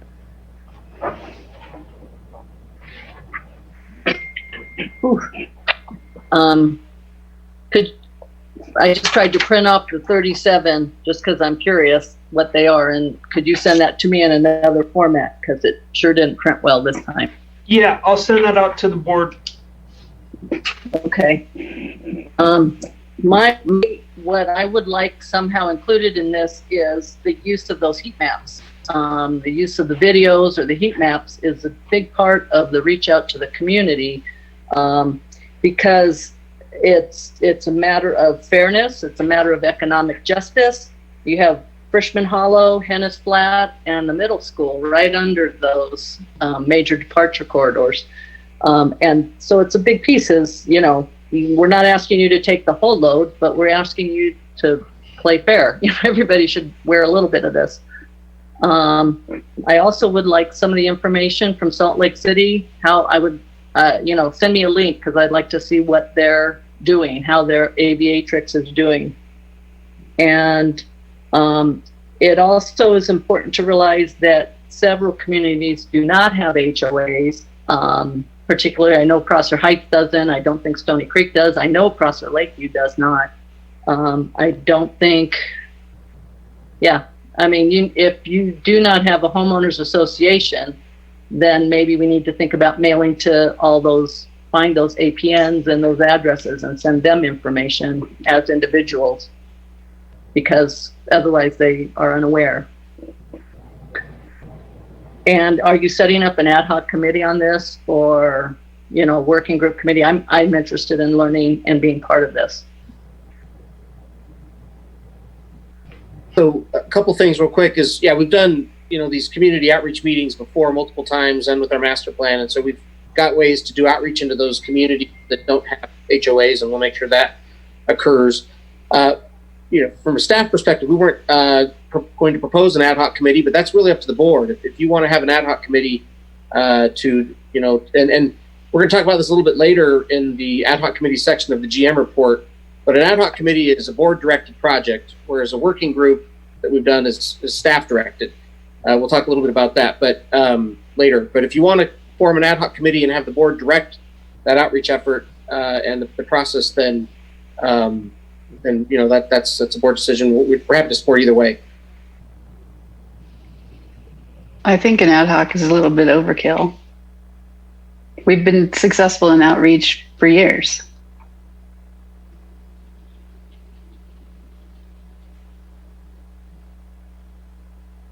Well, I would like to be included in the discussions, like I was with the Vector. I think it came out as a better product.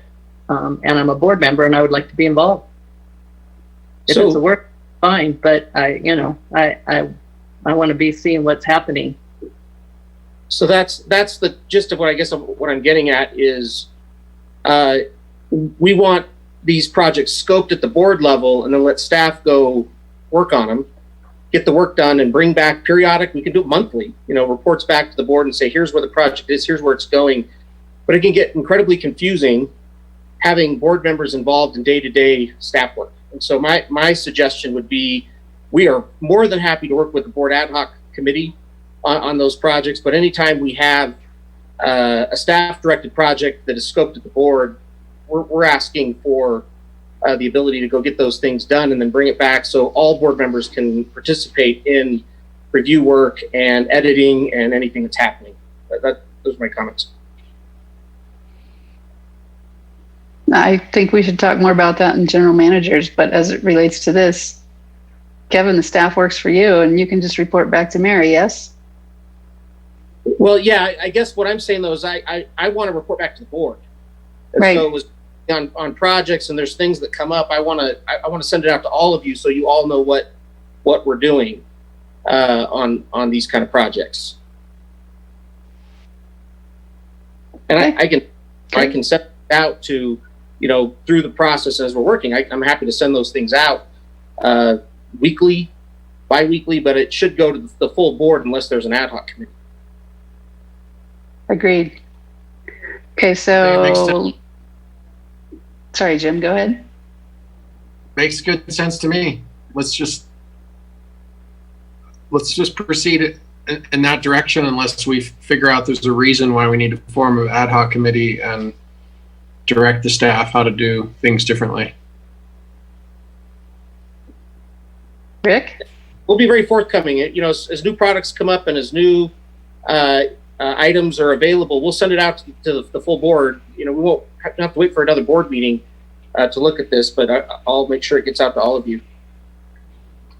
So you've been proceeding for this for a year with David Diamond and Mary involved with staff. Are you suggesting that they don't continue in that because they did add some value to this report?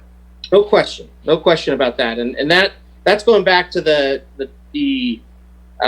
tool, creating the runway utilization tool, not the procedure. What I'm talking about is the procedure work, but I am suggesting an ad hoc committee on the runway utilization tool if there's more staff or board involvement in that. I have that listed in the GM report to discuss that a little bit later. I think that's a cleaner, better format and helps staff understand who's directing the work of the committee. It could be confusing when you have elected officials that are participating in day-to-day staff work. I mean, that's just what it is.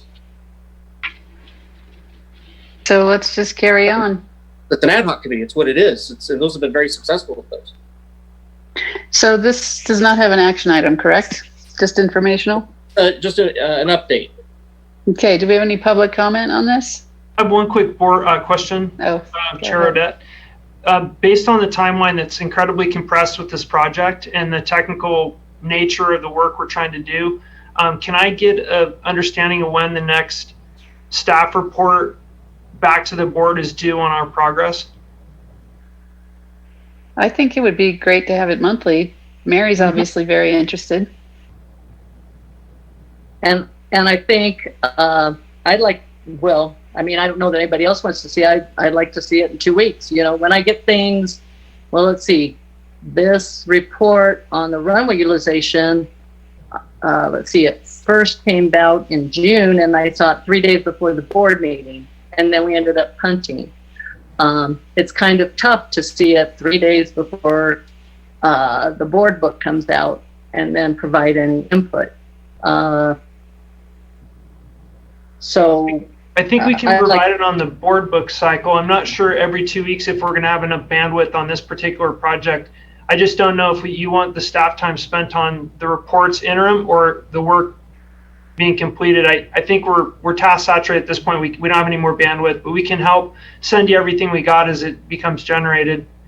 I just want to make sure that everybody gets what they want and that we agree upon the timeline because we're doing the best we can, but there's a lot of work to do in a very small amount of time. I would request that as you generate information, you pass it to all the board members, since obviously you don't want me as part of the working group. I would like to know how you're reaching out. I would like to see what Aviatrix has done at Salt Lake City. I think we should talk about sharing annoyance rather than reduce annoyance, because we're not reducing it, we're just sharing it. And I think it's a shame, but so I want we're willing to put in energy and time, and the board doesn't want that. So I want to clarify one thing from a staff perspective. We never said that we didn't want Mary or anyone involved in these projects. It does make them, Mary worked very hard on this. David Diamond worked very hard. Staff worked very hard on the runway utilization tool, made it better. There's no question. I'm just saying a best practice in local government, I've done this for 26 years, is to decide if it's a board or a staff directed project.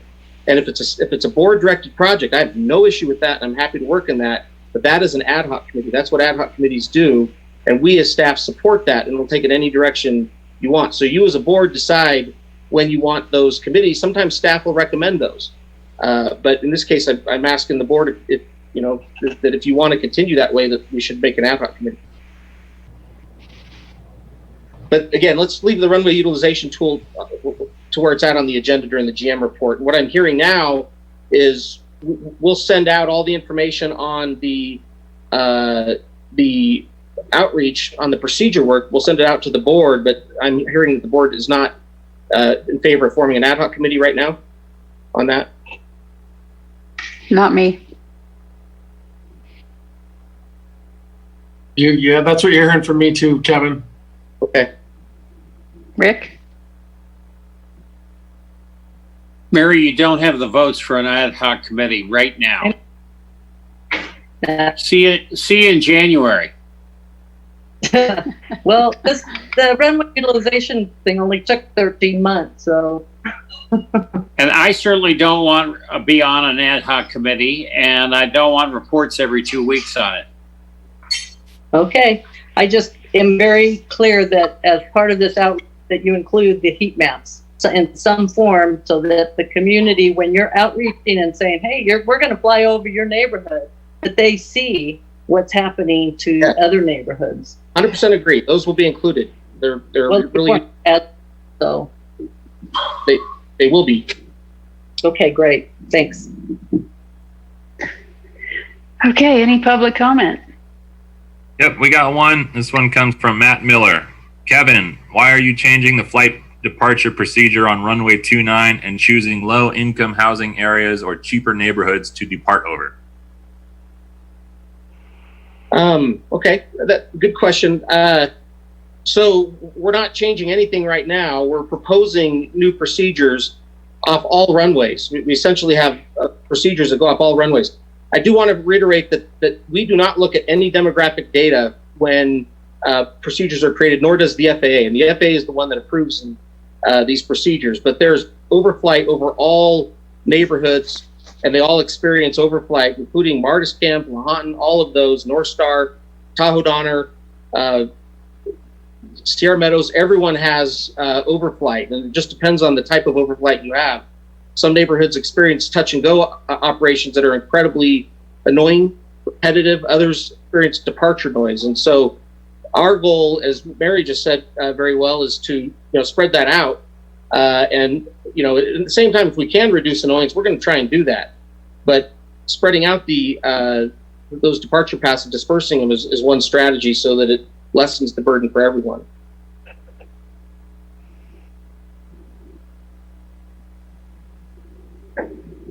And maybe one on that, just real quick, is that the departure that Hardy was showing straight out on 29 is an additional one. It doesn't change or take away the departure to the north. There would be two of them. And depending on which direction the aircraft is departing, if they're flying north or east, they'll fly the Truck 4 departure. If they're going west or south, then they'll be flying whatever the new departure would be called. Any other public comment? David? Nope, thank you. Okay, then no action item. Well, let's move on back to the monthly ACAT report.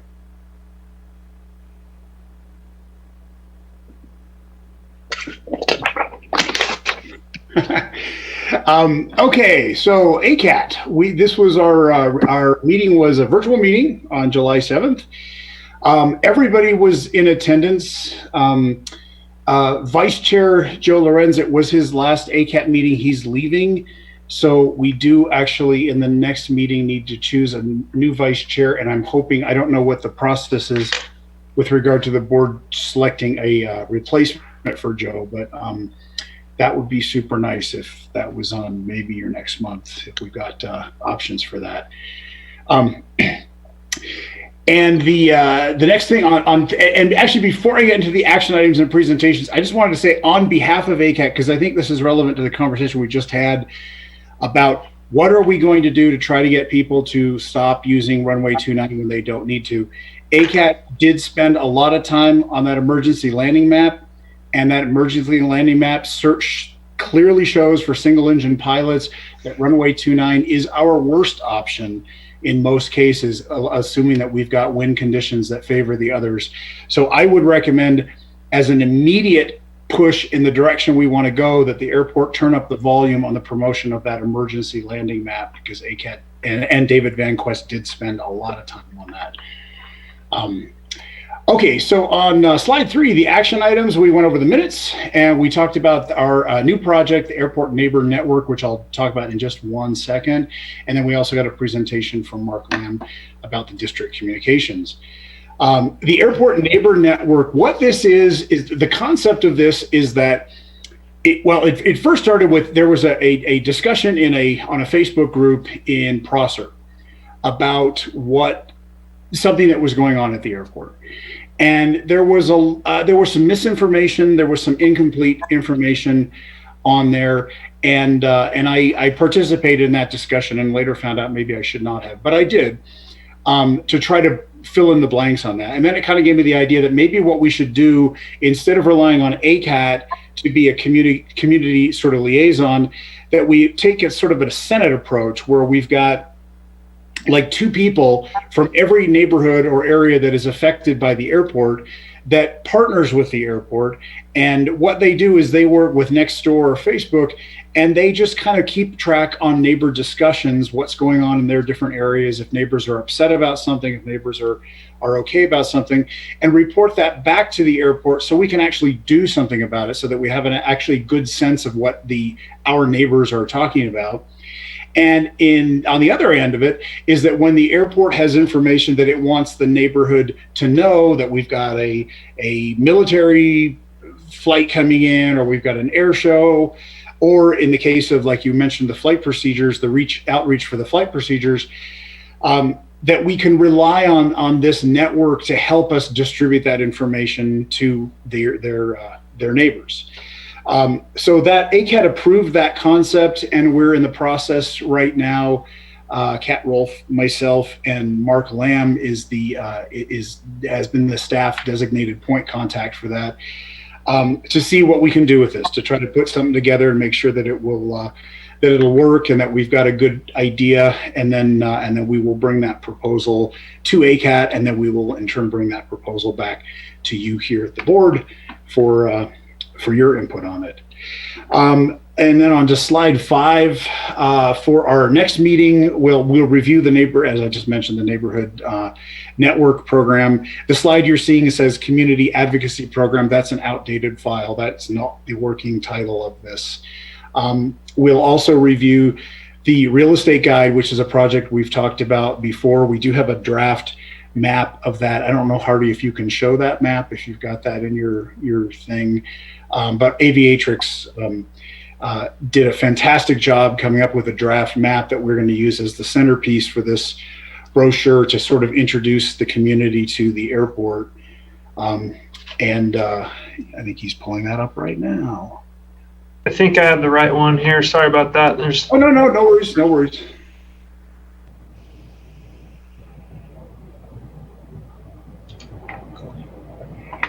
And so anyway, so that's, as that is coming up, there it is. So this is a draft, this is a work in progress. And the idea for this was to basically show the community or potential home buyers where our normal or most common flight paths are in relation to various different neighborhoods. And then there will be text around it that talks about what the airport does and how they can get involved. I won't go into that because I know that we've talked about that in previous meetings, but just to give you an idea that this is the centerpiece of that, and this is where we're at with that. Really, kudos to Aviatrix. I think they're doing a fantastic job. They will help that out. And then we'll also get a review of the flight procedures and ADSB projects. And that is it.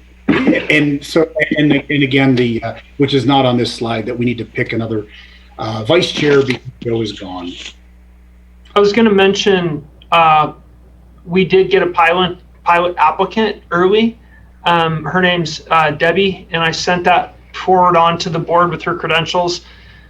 So we typically offer a review of the selection process at the August board meeting. Selection occurs at the September board meeting. So the board's going to continue to get pilot applications for that vacant seat that was vacated by Joe Lorenz, and then we'll summarize all that for you for the September meeting. All right. Any questions for ACAT? Nope, thank you. Any public comment? Any board member comments? I think it's an interesting idea to get that emergency landing map or tranquility. This goes to a public comment we had at the front end about, you know, in the rotation of on the website, we have different aircraft, but in that rotation, maybe sometimes the emergency landing map is up there instead of an aircraft. You know, just because sometimes we have a piston aircraft, sometimes it's PC-12, sometimes it's a Citation. And maybe we want to think about the stuff that ACAT's developed also on that rotation on the web page. Yeah, that's an interesting idea. We'll definitely take a look at that, because there probably are some good products there that ACAT has done that we could showcase there. Rick or Jim, any board member comments? No. Okay. Any public comment, David? Yeah, we just got one in on the text line. This comes from Linda Rusin. Could ACAT work with the runway utilization report as an ad hoc?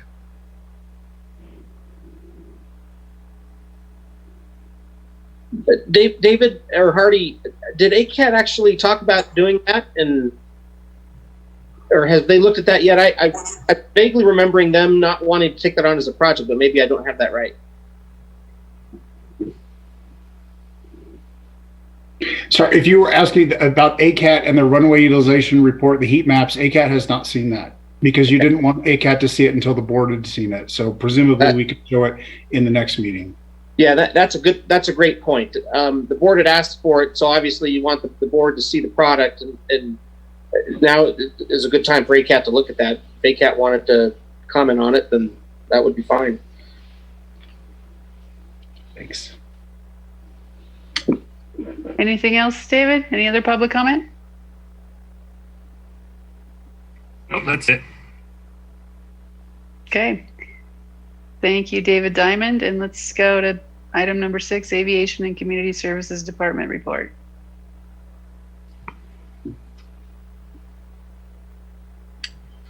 All right, so I'll just cover some highlights of the quarter. So overall, operations were down 10%, and that comes from a 30% decrease in April. We were actually up 9% in May, mostly from a better Memorial Day weekend as far as weather. We were down about 10% in June, but the glider operation got a late start. They started June 12th. So if you don't count glider operations for this June or last June, the operation count is pretty similar to last year in June. Also, as far as operations, on this report, for the first time, I reported touch and goes by using the counts from the tower. The tower has, they keep track of every operation that happens based on either itinerant or local, and in that local category, they split it into either skydiving operations or civil.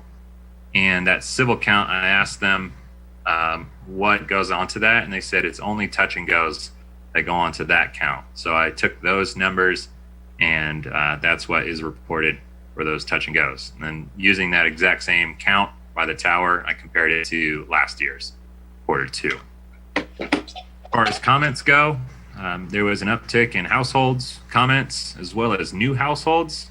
Some of those new households came from a noise event over at Tahoe Donner, where some kind of military jet in April did like 3 circles around Tahoe Donner and then got out of here, and that had quite a few new people calling about that.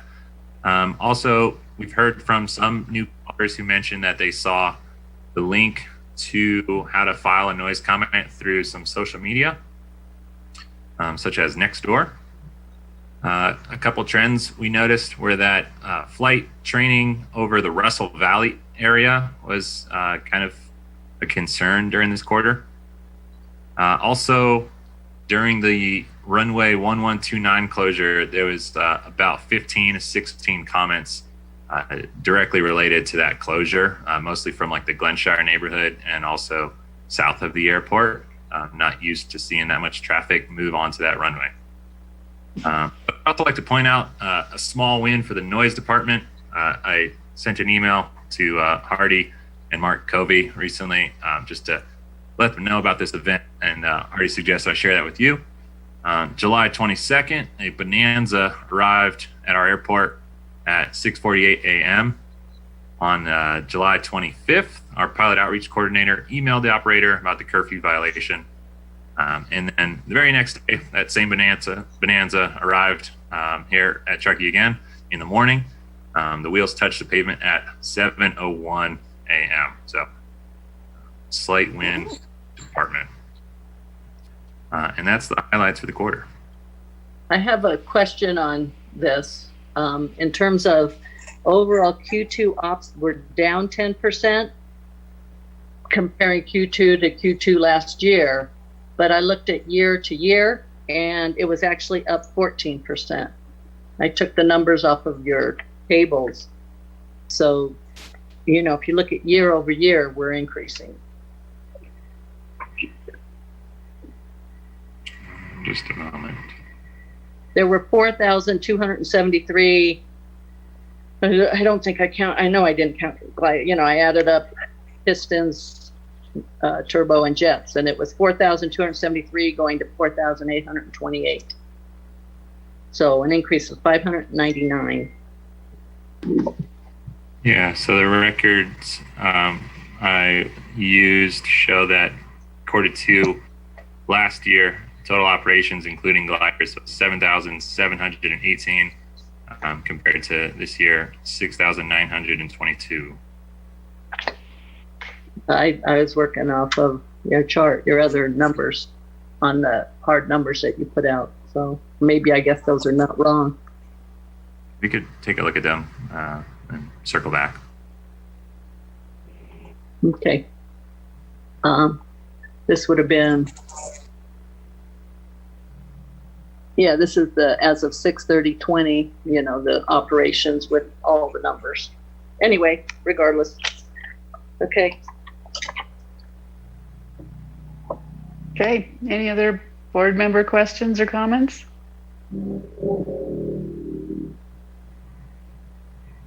No. On this, I have some on this, but I assume he wants to talk about this first. Okay, let's go through this first. I think maybe Mark Lamb might be up. Speak about communication. Yep. Good evening, all. Mark Lamb here with the Aviation and Community Services Department to give you a brief 5-minute overview of the Q2 2020 Communications Outreach Report. There's also a detailed 12-slide PowerPoint. I'm not going to roll through that, but it's posted in tonight's meeting agenda and also on the district's website under publications for those that might be interested in seeing more detail. Kind of to reiterate a bit about what Kevin said, Q2 was the first full quarter where TTAD, like the rest of the world, responded to the COVID pandemic. And I can proudly say that the district's team, and in particular with Stacy Justison's work, we responded with safe, creative, and supportive policies and programs, not only towards staff, but also towards our aviation community and also with our district constituents. Some of the notable community highlights and events from Q2 include supporting a U.S. Forest Service summer firefighting helicopter crew based here on the airfield. We also partnered with Project Graduation and sponsored a class of 2020 high school fireworks event right on the runway with over 90 cars filled with local seniors and their families attending. And then there was also a lot of vehicles around outside of the airfield that watched the air show, or excuse me, watched the fireworks. As part of our ongoing Going Green campaign, the district worked closely with Liberty Energy and converted the Dry Lake obstruction beacon to solar. And we removed 15 power poles and 1.5 miles of electric lines running across Waddell Ranch, which not only improved the viewscape across Waddell Ranch, but it also reduced the wildfire danger. The district's new Remsa Care Flight heliport opened, now allowing 2 EMS helicopters to operate simultaneously out of the heliport. The project also included a new fuel delivery system, a portable double-walled Jet A fuel tank, which holds 500 gallons and pumps at a much higher rate than the old tank, allowing faster EMS quick turns. The district's flight simulator came online also in Q2. It's located in the new Hangar 1 Office Center flight training room and has been in high demand, reducing the number of single-engine training flights overhead. Staff conducted 2 creative pilot outreach campaigns via online Zoom meetings. One was a fly in and out of KTRK roadshow with 75 digital attendees. Another partnering event was with the National Weather Service. They did a meeting on mountain weather, mountain flying, and mountain safety with 80 digital attendees at that meeting. Both of those meetings also reviewed noise abatement procedures in and out of KTRK. Our district website continues to see robust traffic. Even during the social and economic COVID slowdowns, we still had 14,377 website users in Q2, which was just 1% drop in user use from Q2 2019. Our district Facebook and Instagram accounts continue to see year-over-year double-digit growth in followers. We had another district Facebook post go viral in Q2 with over 13,500 views. It was a post of the district working in partnership with Tahoe Forest Hospital District, Nevada County, Santa Clara County, Stanford University Medical Center, and Mountain Lion Aviation to coordinate a delivery of 6 badly needed vials of remdesivir, an antiviral, to a COVID patient at the Tahoe Forest Hospital. Another popular social media post was the initial flyer advertising for the planned 4th of July district-sponsored D-Day Squadron flyover. We saw over 5,000 hits or views on that posting. On monthly e-blasts, continue to see good open rates averaging 50 to 60% in Q2. These e-blasts, though, are typically targeted to subscription list of about 1,000 recipients. The Q2 summer construction and maintenance schedule at KTRK is one of the most robust that we've had in years regards to the sheer number of projects. Some have been funded solely through Ttad, and others are funded jointly by Ttad and the FAA through Airport Improvement Project grants. 6 of these projects have been completed in Q2, with another 6 more due for completion later this summer, and 2 more that we're actually putting off until spring 2021. Notable Q2 completed projects include the Runway 29 blast pad reconstruction, the new aircraft wash rack located near the 100 low-lead self-serve island, the previously mentioned heliport project, a 2-mile-long fire protection break 200 to 400 feet wide running on airfield property between the Jorger Road and the Army Corps of Engineers Martis Dam Road. The terminal building patio shade sail structure was also put up, which ironically and kind of sadly was very timely with the Red Truck reopening for takeout and outdoor dining only. We also did miscellaneous asphalt reconstruction maintenance projects around the airfield, including at the fuel farm, the maintenance shop, Airshow Way by Gate 5, and Hangar 1. Lastly, the district supported a reduced number of requests for community sponsorship, most likely due to COVID pandemic. TTAD sponsored just 12 organizations in Q2 for a total of $13,250, which actually represented a 54% drop in sponsorship funding when compared to Q2 2019, when the district sponsored 28 local nonprofits and youth programs in the amount of $28,865. That's a quick synopsis of the Q2 communications report overview. I thank you for your time. I have a couple questions. Under highlights, where we're handing out the NAP cards, I'm wondering if we should be handing out emergency landing cards. I would like those to be given to Mark Covey to be handing out as well. Yeah, that's a good idea. We could definitely and easily do that. We do highlight in red that the airport is not, what's the word? The emergency landing is purely information. The airport is not standing behind the actual suggestion of landing in some of these off airfield locations. But we can definitely include that information dispersion to all pilots. Yeah, I think it would be, particularly with the small piston aircraft. If you haven't gone online under aviation, the drop-down menu, there's a whole separate selection on emergency landing options, and there's some great videos that staff has taken over I believe 6 of the zones that are represented as potential flat landing areas. Right.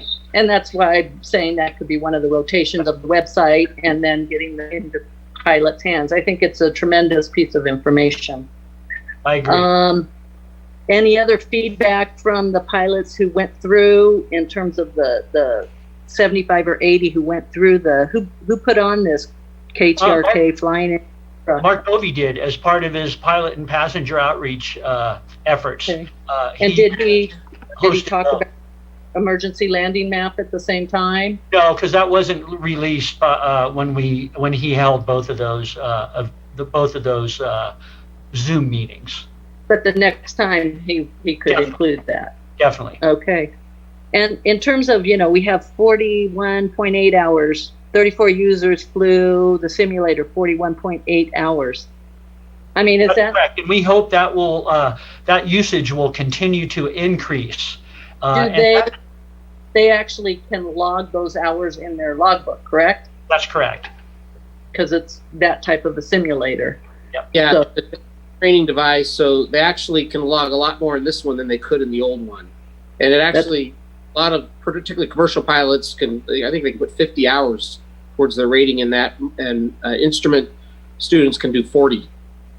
I think that it would be an interesting data to ask, how many hours, are the hour that you're spending here, are you not flying? That would be something that you could put as a check sheet next to it. Or is it just an additional? Agreed. How much did we spend for that? That was how much money for that simulator? $35,000, I believe. Okay. So it'd be like we will keep track and report that usage every quarter, because I do think it's important to see the usage volume, especially if it is basically getting people to fly in the simulator and not be flying repetitious flights overhead. I agree, but if it's just extra hours, that's different than offset hours, and that's what I'm trying to capture somehow. That's right. But I think financially speaking, there's a lot of users that, money may be true. Might be an aspect of using the simulator over actual flying overhead. I would tell you, just having been an instrument pilot using a simulator extensively for my training, that anytime they're on that simulator with their instructor, it's being logged, and it is reducing the amount of time they fly. I don't know if it's hour for hour, but if they can get on that simulator and spend 2 hours training where they can pause the simulator, talk with each other, figure out what's going on, then re-engage and continue the lesson. It's saving time in the air. It's probably not an hour for hour thing, but it definitely saves time. Great. And then I was just curious with the remdesivir, like, I mean, I think that's great that we were able to get some of that up here for a COVID person who needed it. I'm just looking at a PC, they're flying what does Mountain Lion fly? They're using they use the PC-12 Pilatus on that flight, and Mountain Lion donated the aircraft, and the airport district paid for the fuel to get that remdesivir up to the Tahoe Forest Hospital as fast as possible. I'd like to mention one thing real quick, Mary, to answer your question. The Mountain Lion, I got a call from the health department in Nevada County at 9:30 after our last board meeting. So I left the board meeting, went home, got a call at 9:30. I called around a bunch of charter organizations to find out if anybody was running a charter to the Bay Area, and ironically, Mountain Lion was leaving here at 8 in the morning. So there was no special flight created to get that medicine back to the patient. It was just a chance and a luck, and it just happened to be a helpful thing that we could contribute to. So there's no additional traffic from that flight. Great. And that would be fine if there was additional traffic. I just was looking at a PC-12 and how much fuel it burns as compared to a 172 or a 182 by somebody else. But since they were going anyway, that's great. Okay. Then I had questions on your 12 page and just on a few of them, where you have the pilot news, and I would like to get a copy of that every time you write that out. That will go out. In fact, that's at the printer right now. So we always send all the board members a copy of that publication, including the Connected that's coming out in August. It comes in an email. Okay. Yeah. Okay. Just verifying, because I want to make sure. But you made 600 copies that just kind of keep around at board. No, those typically they get mailed to every hangar tenant, every operator here on the airfield, and then it's also distributed in the terminal building. And typically when we have on-site board meetings, we would be handing that out to you also in the board meeting. There's a great article on Mountain Lion and Sierra Arrow, and also Larry Finney, the new tower manager, along with some other great outreach, pilot-specific outreach information to our pilot community. And then obviously the Connected, the mass mailer, and that comes out in August, and that's directed to our community, our districts. Great. That would be another place to put the emergency landing map. Yeah, actually, there's a call box about that in the pilot news.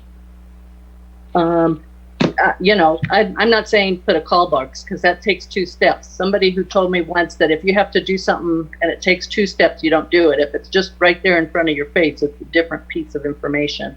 Yep. So I would like that information put into it. I mean, it's a piece of information. Oh, it's already in the pilot news. The link. Yes. Okay. Who is Artie Clark at NetJets?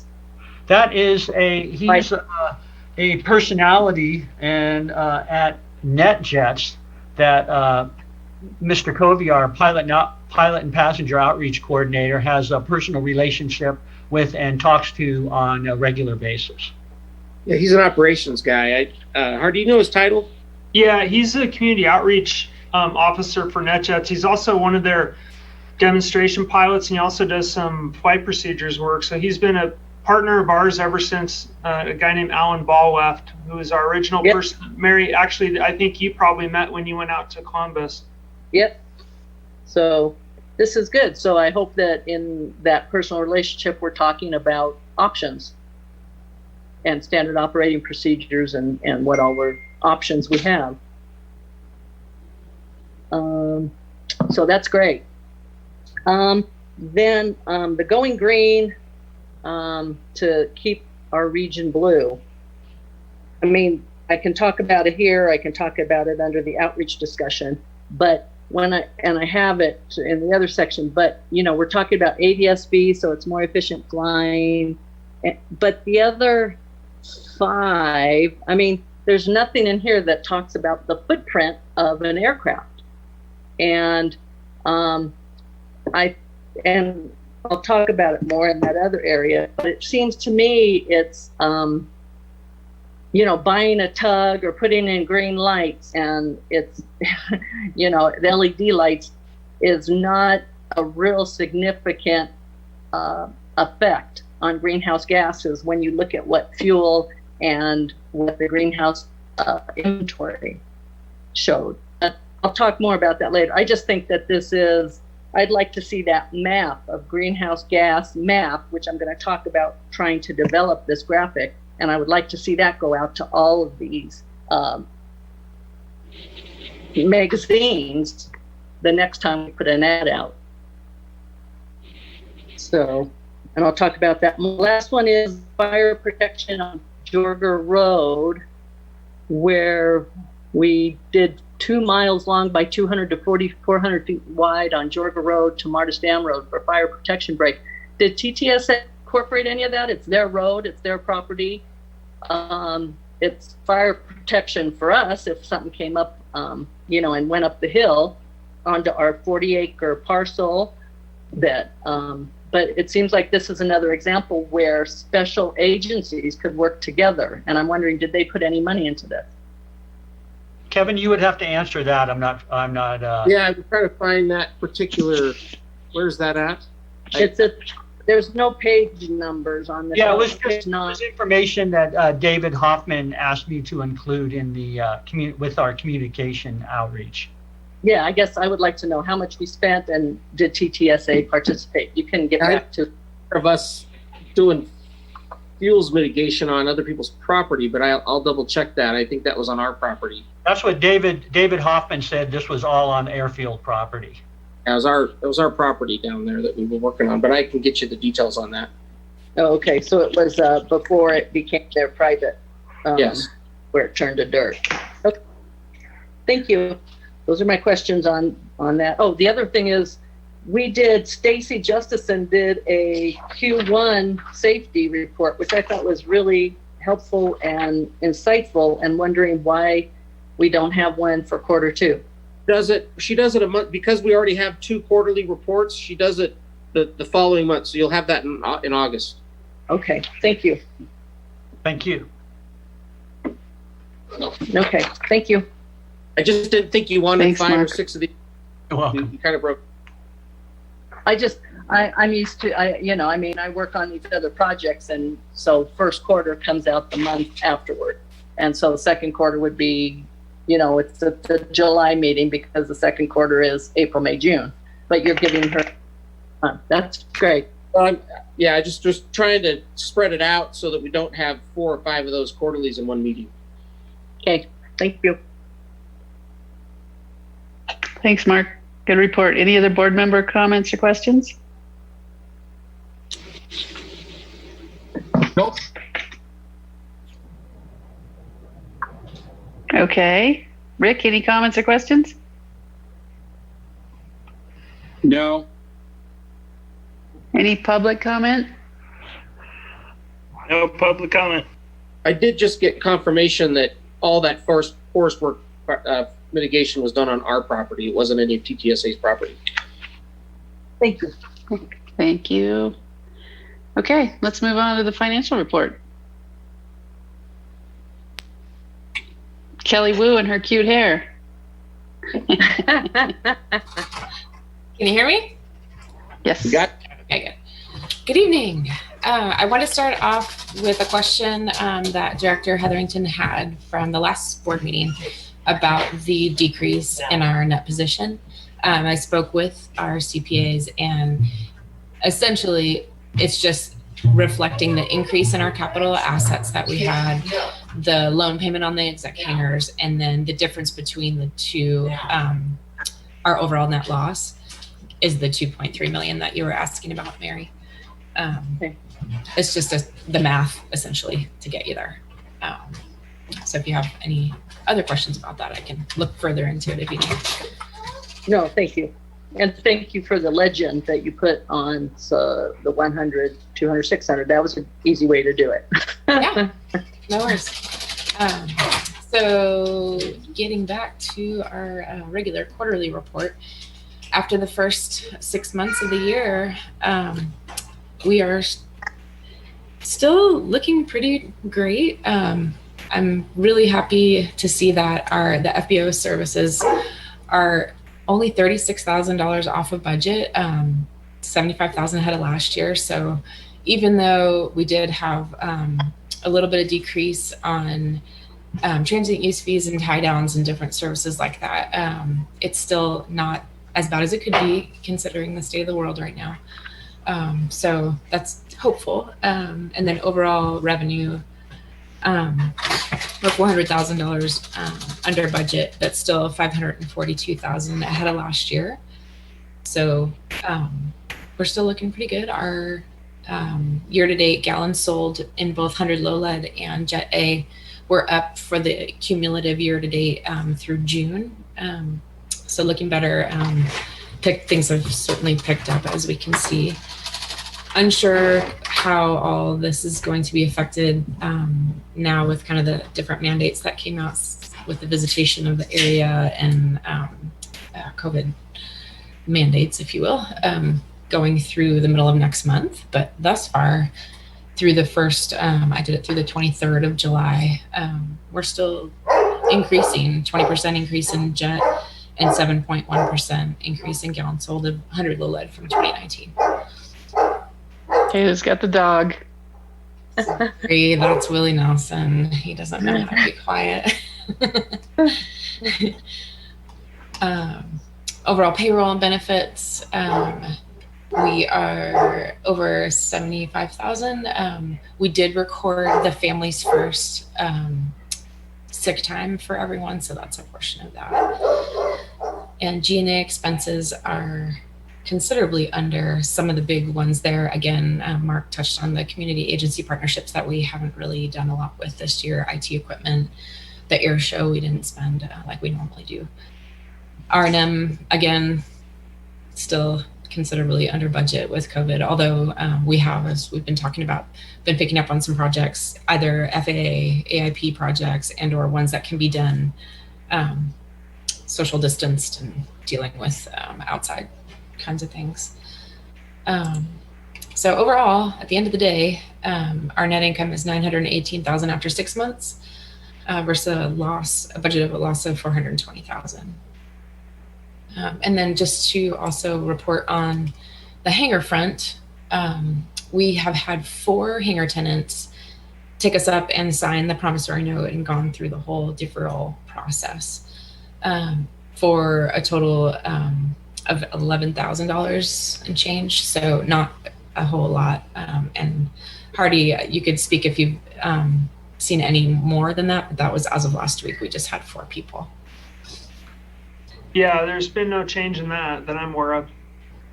And then hangar wait list, 38 people waiting for exec. We just added 3 to that though. Ooh, so yeah, since the other day. We added 3 this morning. Yep. And I was talking with Jill about this the other day too, and it's hard to tell kind of just based on this listing, but even though it says, there's X amount of people, 5 people came off and then 5 people came back on again. So it's happening really in real time, a lot of changes. So as people come off, they're being rented right away, which is great. And then I put out there the quarterly variance report. I don't know if anyone had any questions on that. I can go through a couple of highlights. Again, it's really mostly just the not being able to spend what we normally would spend due to the state of the world and some timing things. For example, like the county support, we're under budget by the whole thing, $128,000, because that happens to come through in the third quarter and things of that nature, or in the explanation side. I'm bringing this up regarding the hangar, and I explained to this person, but this person brought it up to me that if there's this many people on a hangar wait list, why are we, doing a promissory note with their people? And I explained to him, we want to keep our existing tenants happy, but just to let the other board members know, there is a feeling out there, at least from one person who asked me, if there's this great demand, why are we holding these people? Okay. Any other questions from the board? Comments? Mary, what did you tell this person? You know, we're trying to give people who want some relief, but we're only deferring with interest. I said that they sign a promissory note and there's no interest. They're signing a promissory note Right. that they'll pay back, but there is. It's purely deferral, but I mean, Correct. do you think we just wanted shouldn't defer for people who've been Kanger tenants for a while? No, I'm not saying that. I'm just letting the board know that there is this other conversation going on. I only heard from one person, but sometimes those are canaries and indicators of what other people are thinking. And I disagreed with the person, but I'm letting the other board members know this is what I hear. Well, I disagree with that person as well. Fine. And luckily, I guess luckily, we've only had 4 people go through the whole process this far. So I would imagine if anyone else really wanted to jump on the bandwagon, they would have done it already. I think people received the information, then maybe decided it wasn't for them. And then just a couple of quick housekeeping things. We had our workers' comp audit today. That went well. Our CARES Act funding is in the works right now, so we should be hearing back from the FAA, I would think by next week. They're pretty quick on the turnaround. Our exec hanger loan payment will be going through tomorrow. And that's the lower version since we were able to decrease it by what was left in that Placer County fund. So that's $248,000 in interest and $298 towards the principal. And then if you haven't already sent in your budget opportunity form, please do. Love to see your ideas. That's all I have. I can just quickly ask. I just want to let the board know we did receive the grant agreement for the Taxway Alpha project, which is about $4.2 million. And the good news on that one is it's 100% funded per the CARES Act, so we won't have to have a contribution. That project won't actually get built until next summer due to a air traffic organization issue with the runway end identifier lights. I don't know if you want to get into all the details on that, but there's a little bit of a delay from ATO on that to get a reimbursable agreement. Anyways, that project's going to happen next summer, but we did get that grant. But we will start drawing on that now. I have to tell you about that. So we'll have some revenue that'll come in from that grant. Awesome. Anybody have any questions? No. No? Great report. Thank you. Thanks. Rick or Jim, any questions? Okay. Any public comment? There is no public comment. Okay. Thanks again, Kelly. Let's move on. I think, where are we? Oh, greenhouse emissions outreach discussion. So Kevin put this on because I asked him to, because, you know, what's been interesting is COVID has brought the attention to many people about the changes seen in the world based on reduced greenhouse gas emissions, vehicles, planes, travel. And so I pulled out the greenhouse gas study, and it indicates that the CO2 equivalent emissions from aircraft operations to 3,000 feet above ground level are 1,873 metric tons versus 297 metric tons from our land-based usages. Based on the fuel sold, aircraft emissions are 3,813 metric tons. That means that the greenhouse gas from aircraft are emitting 6 to 13 times more CO2 equivalent emissions than our land-based operations and facilities. This goes to our ad saying that we're going green to stay blue, when the disparity is, you know, adding a light bulb, doing an electric tug, they're very different animals. Furthermore, that study indicated that there would be a decrease in CO2 equivalent emissions from aircraft based on the master plan predictions, which I thought was odd, but I went back and then it made me pull out the master plan from 2015, and the number of operations in 2019 are actually above those predicted for 2020, that the master plan had said.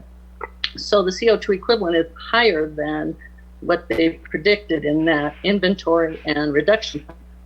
What we're also finding is that fuel sales in 2020 are still high. They're higher than they had been. We have higher revenues. So this goes to the going green to keep our region blue ad addresses ADSB. I think it should, be addressing some of this other issues. So I think we should be educating the pilots and users about their footprints. So I would like us as an agency to develop a graphic that shows how much greenhouse gas per typical type of aircraft seen at the airport district. The Cirrus, the SR-22, the Citation, the 172, the PC-12, the standard one. And it's already in the inventory per those aircraft. And I would like to post this graphic on the website in all those magazines that are mentioned in the pilot news, in the pilot planning area, in the training area, in the lounge area, adjacent to the simulator, and in the lobby, the cafe. So education works both ways. We spend a lot of energy educating the community about what we can and cannot do. But I'm saying we should educate the pilots and users about the effects of their choices. And, people are still going to fly, and that's great. But we should give an opportunity to offset their greenhouse gas footprint. So I'd like us to create a fund that would accept contributions voluntarily and use those funds for forest management or for transportation projects. And kind of to be the catalyst for other agencies and governments to participate. It wouldn't be very much at first, but it could grow. And it's just this awareness of greenhouse gas is a real thing. I mean, look at the changes that are happening all over the world. And this airport has been at the forefront of so many initiatives, and this is one more. Let's do this. We started the housing thing. We started the there's a lot of things, and I would like us as the airport district to again be a leader. So that's what I'm putting out there, and I'd like to know what the board thinks. But I think it would be that would be something that we could put in that going green to stay blue that says, hey, we started this fund. They did it for a while with restaurants, put in $1 or $2 to go towards land acquisition, or I forget. The Green Bucks program. Green Buck. Yeah. And doing something similar that puts a real number on it, because that is where the big greenhouse gas emissions are coming from, not from changing the light bulbs or buying a new tug. So just real quick, and I don't think you're saying this, Mary, but we've done a lot more than just light bulbs and tugs. I mean, we've replaced all of our ramp lighting. We've replaced most of our ramp service with electric vehicles, Tier 4 diesel. I mean, there's a lot of different things we've done to try and implement some of these greenhouse gas initiatives. And there's always that idea of, and I'm talking about the airport. I don't disagree with what you're saying on education, trying to educate folks on and inform on GHG emissions from aircraft operations. I could see a graphic. That's not a difficult thing for us to put out there. But I'm interested in the rest of the board's comments on, how much of this do you want us to do? How far of a program, do we want to get into? It is one of our goals, and I am advocating for something. I think we should do some things. Mary and I had talked about this, and I thought, hey, yeah, that's probably a good conversation with the full board to find out what messaging we as a district want to put out on those things. And we can also come back as a staff with some ideas at a future meeting. Kevin, do you have the information on how much each flight of different aircrafts contribute? Yeah. Because it is significantly more than the other things in the greenhouse gas, is it not? It is. And so Mary just alluded, in the greenhouse gas inventory and in the reduction plan, it talks about these things, and it's already, the numbers are already there. And it's something like, aviatrix and saying, make an infographic use in our communication without getting, you don't want to cross that line into flight shaming that you see in some parts of the world. I don't think any of us are talking about that, but I think that's a good thing to allow people to understand and just think about, the emissions. we see it all the time with cars. I've seen it from different state agencies on vehicles. There's no reason we can't have something like that for aircraft, just to get people thinking a bit. But all the data is there, and I think we have consultants that we can hand this to, and they can produce some graphic that we can distribute. I think that it would be more important than just to produce graphics and to talk about statistics and what we're doing wrong, would be to actually produce something that would make it easy for people to offset their use and offset their greenhouse gas. I think you're going to have a hard, perhaps you could show everyone what's getting used, and that would reduce people from flying and get people to use less jet fuel. But I think most of these people are going to keep flying, and most of these people don't have an easy way to offset what they're doing. And I'd love to see the Truckee Airport have a kiosk that was super easy to just walk up to and get off of your charter flight and offset your emissions, and have it easy for them to understand what it is they're creating, and have some offset to its impact. I second that motion. Yeah, we have GHG money in the budget. You allocated some funds for that. I think First Environment, who wrote these, is aware of some of those offset programs, and I could talk to them, and they could kind of give us some ideas of how we might be able to do that, and how you could equate, their operation with, at least give them some idea of what we're asking. And then, infographics aren't that hard. I don't have a problem with any of those things. I think those are great. Well, it sounds like you have board consensus, so go for it. Okay. So what we're going to do on that is, Hardy, am I correct in assuming Aviatrix could help us with some infographics on, well, you and I could talk about that later. So I think we got that covered. And then what I'll do is I'll bring back, I don't know if it'll be August. We got a lot of budget stuff in August, but September soon. I can bring back something from First Environment that can help us understand what an offset program might look like, or how we create that. I could task those guys with producing something on that. That sounds all right. I'll proceed. That's great. Sounds great. All right. Excellent. Thank you. And at your next general managers meeting, mention that we're starting something like this, and they think about how their agencies can participate. And this could grow. This could become some real money towards forest management, which is an issue for the whole region. It could help with transportation. If we could get a really vibrant bus system or something, it's a big ticket long term, but this is 200 million or 120 million in all this special district money. How do we work together? Okay. Yep, got it. So I think you're up next, Kevin, General Manager's report. We do have a public comment about this item. Okay. Sorry, forgot that. Sorry, Josh. This one came from Kathy Eccles about agenda item 9.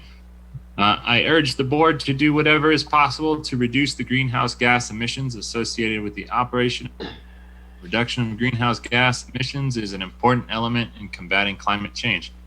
It is the responsibility of us, including public entities, to take this issue seriously and do whatever is necessary. Agreed. Thanks for the comment. Anything else, David, before we move on? Nope, that's it. Okay. Kevin, you're up. Yeah, so just on the GM report, again, not much has changed with training and conferences, although it is interesting that the National Airports Conference is still planned for Savannah, Georgia at the end of September. I'm supposed to be at it. I don't know if I'm going yet. It's in Georgia, so I guess they're open for business. I'm not sure.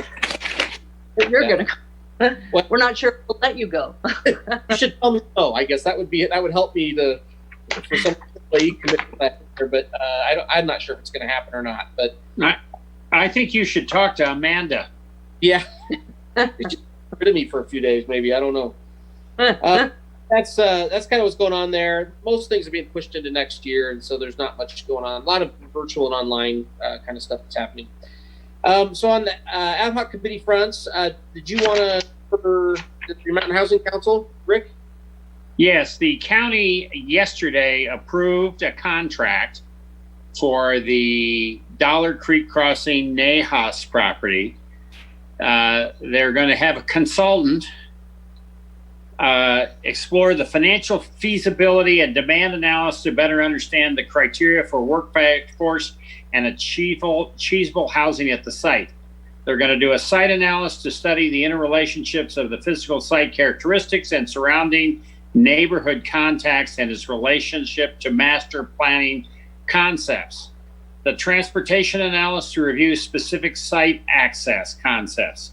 The fire risk study and the civil site survey for mapping and accurate boundary topography, vegetation, etc. So here we are 2 years after we bought the property. This is a 4-month study, basically starting from scratch to come up with a plan to do this. Now, that sounds a lot of work to do, but even more is the town of Truckee has gotten some money, finally, from SB2, and they've hired a consultant out of Sacramento that is going to study 7 projects that have been applied, including the Rickley Anderson tract property. And they're going to look at each project to study the following: compelling enthusiasm for the project, well-qualified staff with experience on similar complex projects, understands the proposed project with a well-defined approach to achieve the project goals. Sub-consultant team includes local expertise with a deep knowledge of the housing issues in Truckee, which they should know that's too expensive. And this project limits rent, so I hope they will take that into account. Emphasis on efficiency and streamlining. I wonder if the town of Truckee could study themselves about efficiency and streamlining for housing. That was Rick Stevens' comment.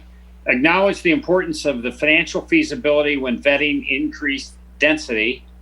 Experience of the state California SB2 planning technical assistant consultant. An extensive in-house environment review practice, and excellent written communications to produce a thoughtful, executable final plan. That's what the town is doing on 7 projects, including the one that we approved 3 years ago.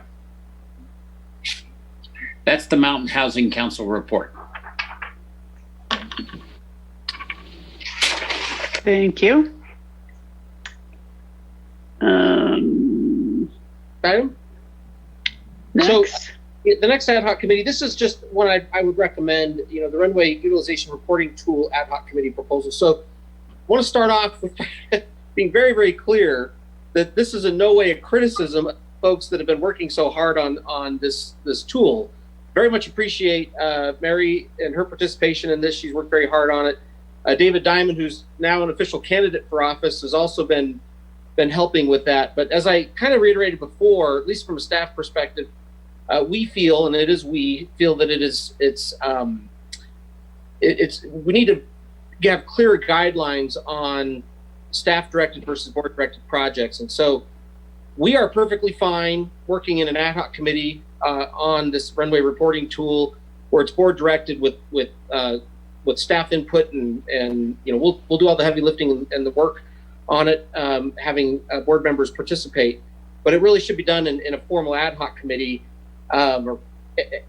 or we scope those projects here at the board level, and then staff delivers a product back to the full board for review. Kevin, we already discussed this?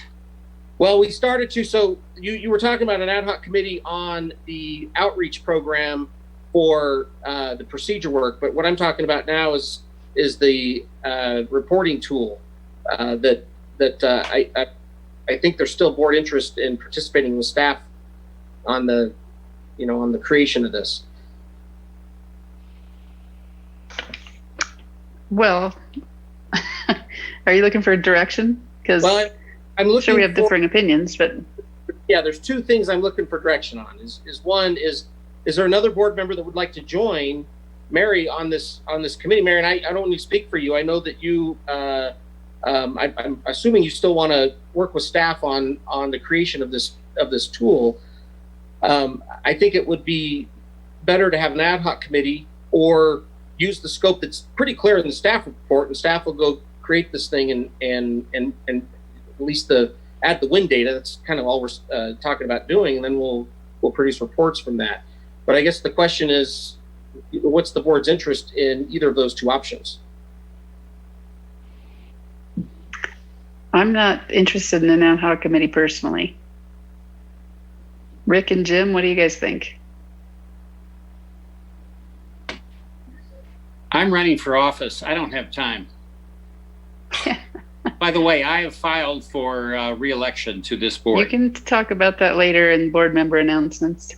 I have time, but unless you feel like it's absolutely necessary, I'd prefer not to. Okay, so we can volunteer Lisa. Yeah. And Mary, do you want to do it?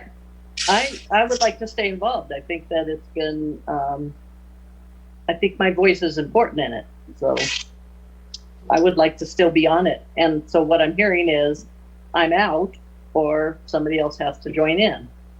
That's So what I'm saying. It's not that. That's not, I don't think that's what anyone's saying. I think he's just saying. Get the work done and come back and produce and show it to the board, and then all the can get on the product and the proposal. And you can always be modified, changed, but it needs to be done at that level.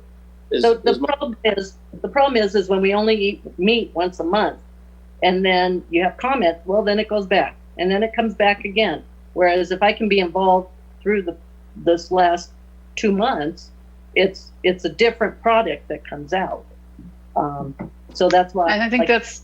I think the concern is that it's driven solely by you, Mary, and it becomes your product and not the fair process of the whole constituency of the Truckee Tahoe Airport District. So I think we either need to have it come to the whole board, or we need to have a very engaged, balanced ad hoc committee. So with this discussion, I'm just further along the lines of I think we should just have it come back to the board.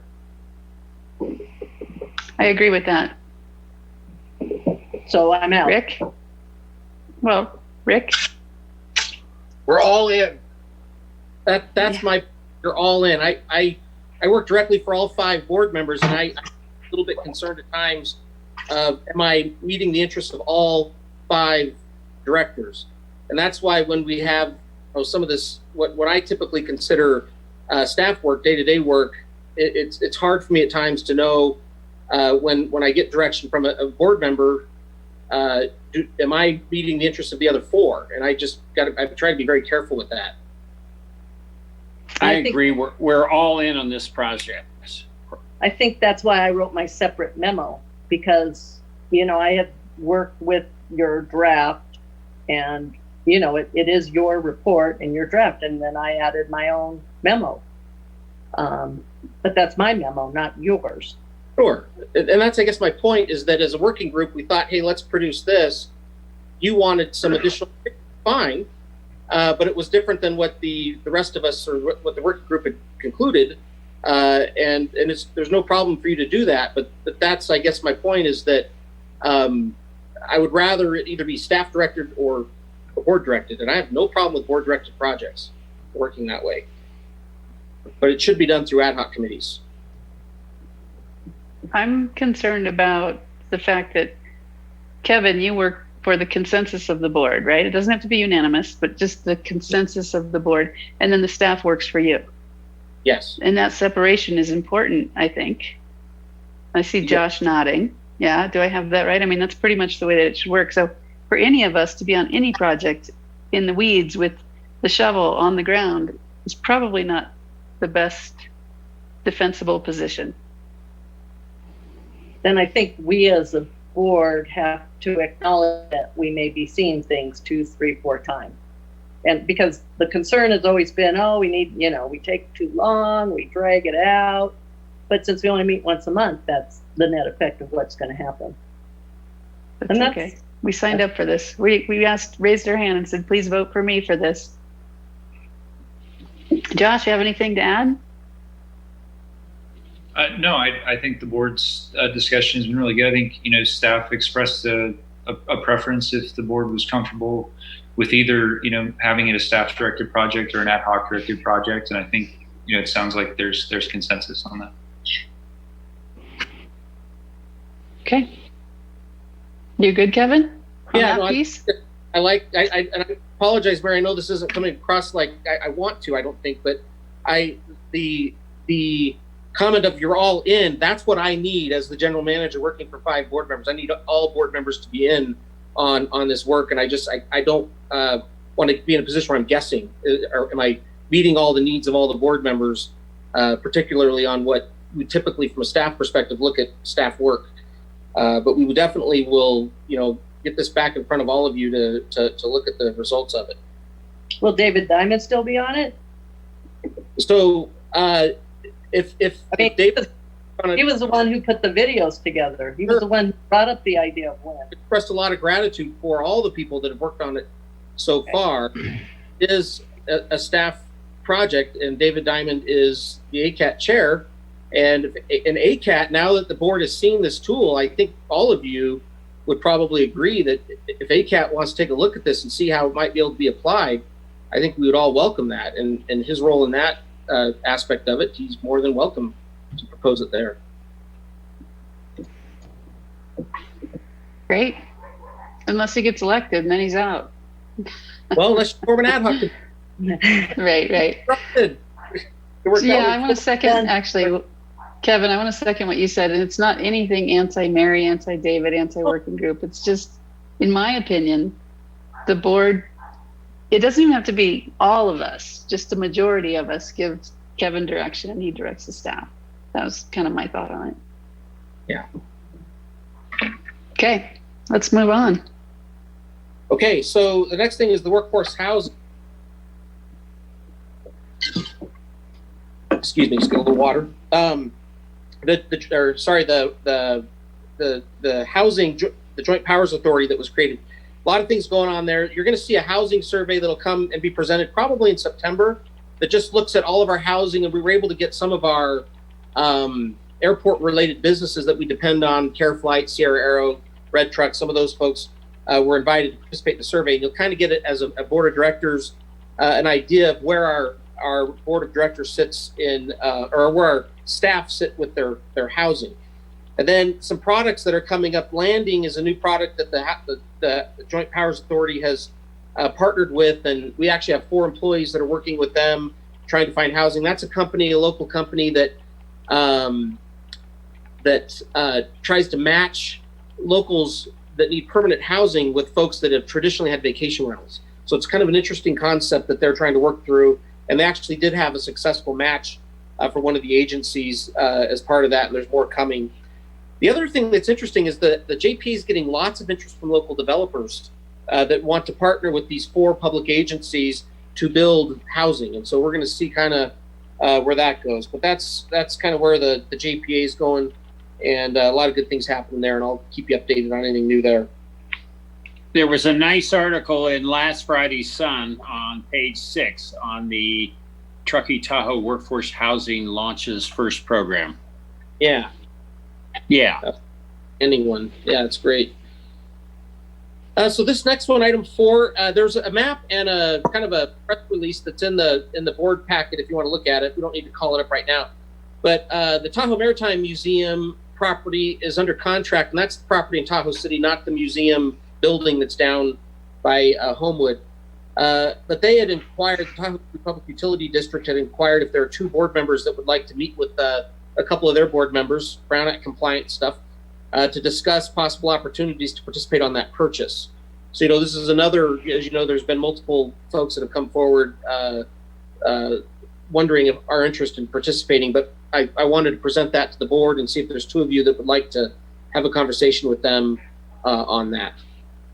I'd like to know from Josh, is this a project we could work on? Because he has very specific opinions what the airport can do and not do with money. Nice smile. Yeah, well, it's tough to follow that lead. Yeah. Sorry. No. I think it would really depend on, and Kevin and I haven't had a chance to touch base on this, on exactly what we're thinking about for the role of the airport district. But I absolutely think having an initial meeting to discuss what might be options or potential of airport district involvement would make a lot of sense, and legally wouldn't there be no issues with that. Kevin, I'd be willing to meet with him in spite of my other comments about running time. I'll jump in on that and say I've already gotten a call from the president of their board about it, so I'm already involved. Might as well stay involved. Rick and Teresa, sounds all right? All right. Judy has a long reach. Yes, she does. I was just curious because I was looking at the map and it looks like it's at the corner of Grand Lebacan Road and 89.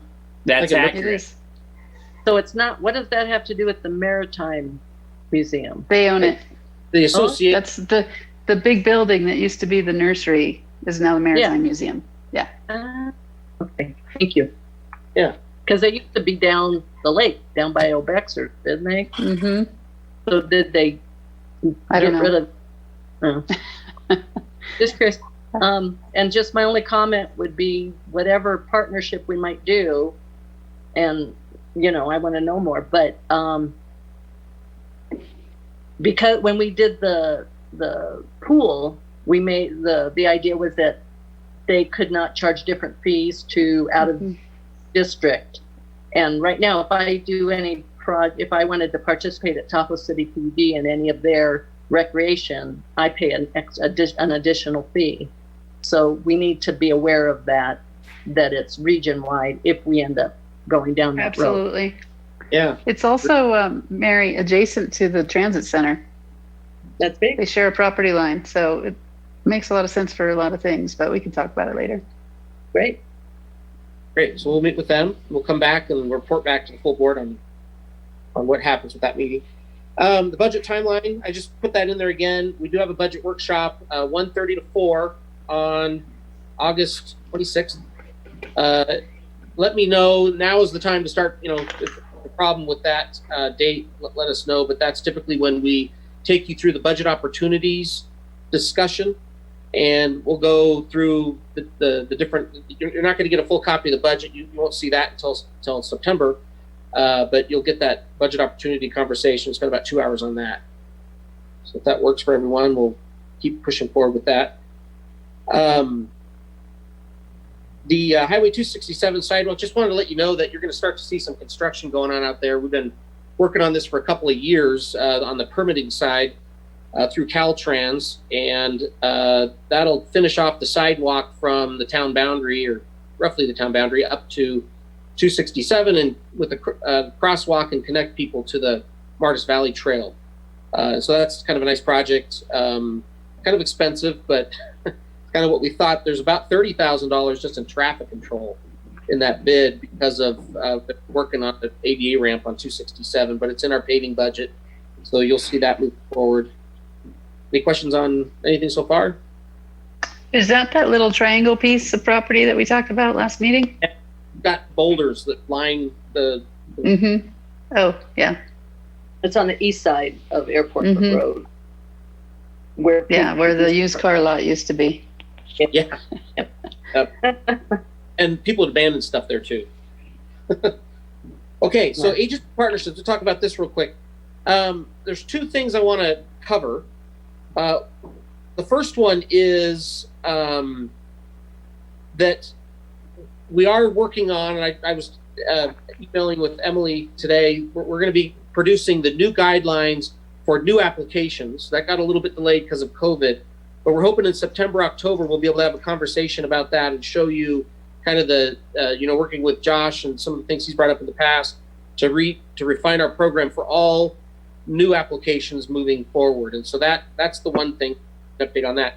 The second thing is we did put a hold on the 4 applications from 2019, totally different than what I just talked about. These are the 4 applications from 2019, and we put a 90-day hold on those back in March or April when COVID was, kind of a big concern, as it still is, but we were concerned about revenue, what was going to happen with revenue. Well, as we're seeing, at least so far, we've had a fairly positive economic, our revenue's been fine to the point where, from a staff perspective, we think it may be good to revisit those and look at those. And so the question is would you like to see those again here in September or October and look at the 4 applications that were submitted and presented back in January under the old policy? Sure. I can't remember what they are, so that's probably a good idea. Yeah, it's the CAT project. There's 2 little park projects. There's a bike park, the Truckee Bike Park. And again, we're going to have to look at these, and I'm going to work with Josh here over the next You're couple still of weeks. muted, Rick. Oh. Sorry. Rick was trying to say something. There was also the North Star Fire Department machine. Yeah. Yes, I was. Thank you, Teresa. So those probably can come back, and the money that we thought we were going to have for 2020 agency partnerships is still there, I guess is what we're saying, unless something dramatic happens this fall, which we're not really seeing. So on the horizon. I have a question about that in terms of what I heard was that Josh and you are working on redefining that policy about how we, give money to these applications for 2020. Are you saying those won't apply to the 2019? Are we setting ourselves up for a potential issue? That's what Josh and I will spend, and Mark Lamb, we're going to spend some time on that and make sure that anything we put forward for 2019 under the old application can qualify for funding. If it just doesn't qualify, then we'll deal with that before you see it. We'll work that through. For the applications going forward, we think we've got a really good plan. Some of it's based on a committee that Capital Projects Advisory Committee that use a scoring system that we think work really well. You'll see that for new applications in 2020. So when are we going to do the 4, or are we? Well, I'm going to talk with John, but I'm hoping that'll be in September. Thank you. But the 4 may change to 2 if they don't meet this new policy. Mm-hmm. Our funding guidelines or things that the state will let us do, but there's no, link to the airport, then I'll have that conversation with them and indicate that if you could relook at your project and apply under the new criteria, we could look at it. It's going to be much clearer to folks under the new system what qualifies and what doesn't. And Kevin can kind of correct me, but Mary, it may also be that we will recommend some modifications to the request, to make it where we feel as staff more comfortable with it falling within, the what would be an appropriate use of airport funds. Okay. We're going to try everything we can to, we want to get the yes, right? I mean, I don't want to say no, unless we have to, but it's finding a way where we feel comfortable that it fits within the mission of the airport. Yeah, and going back to the mission, it's the community airport provides high quality aviation facilities. Boom, we do a lot of that. Enhancing the benefit to the community at large, that's where these come under. But the part about striving for low impact on our neighbors, that's where I want to see more money heading towards. Okay. Any questions on item 7? Good there. Item 8, just that your upcoming meetings. We already talked about the budget workshop, and then I've got the meetings there through the end of the year. We are looking at that December 2nd meeting. No meeting in November. So that's the future meetings, and then rolling agenda. Let me find that real quick.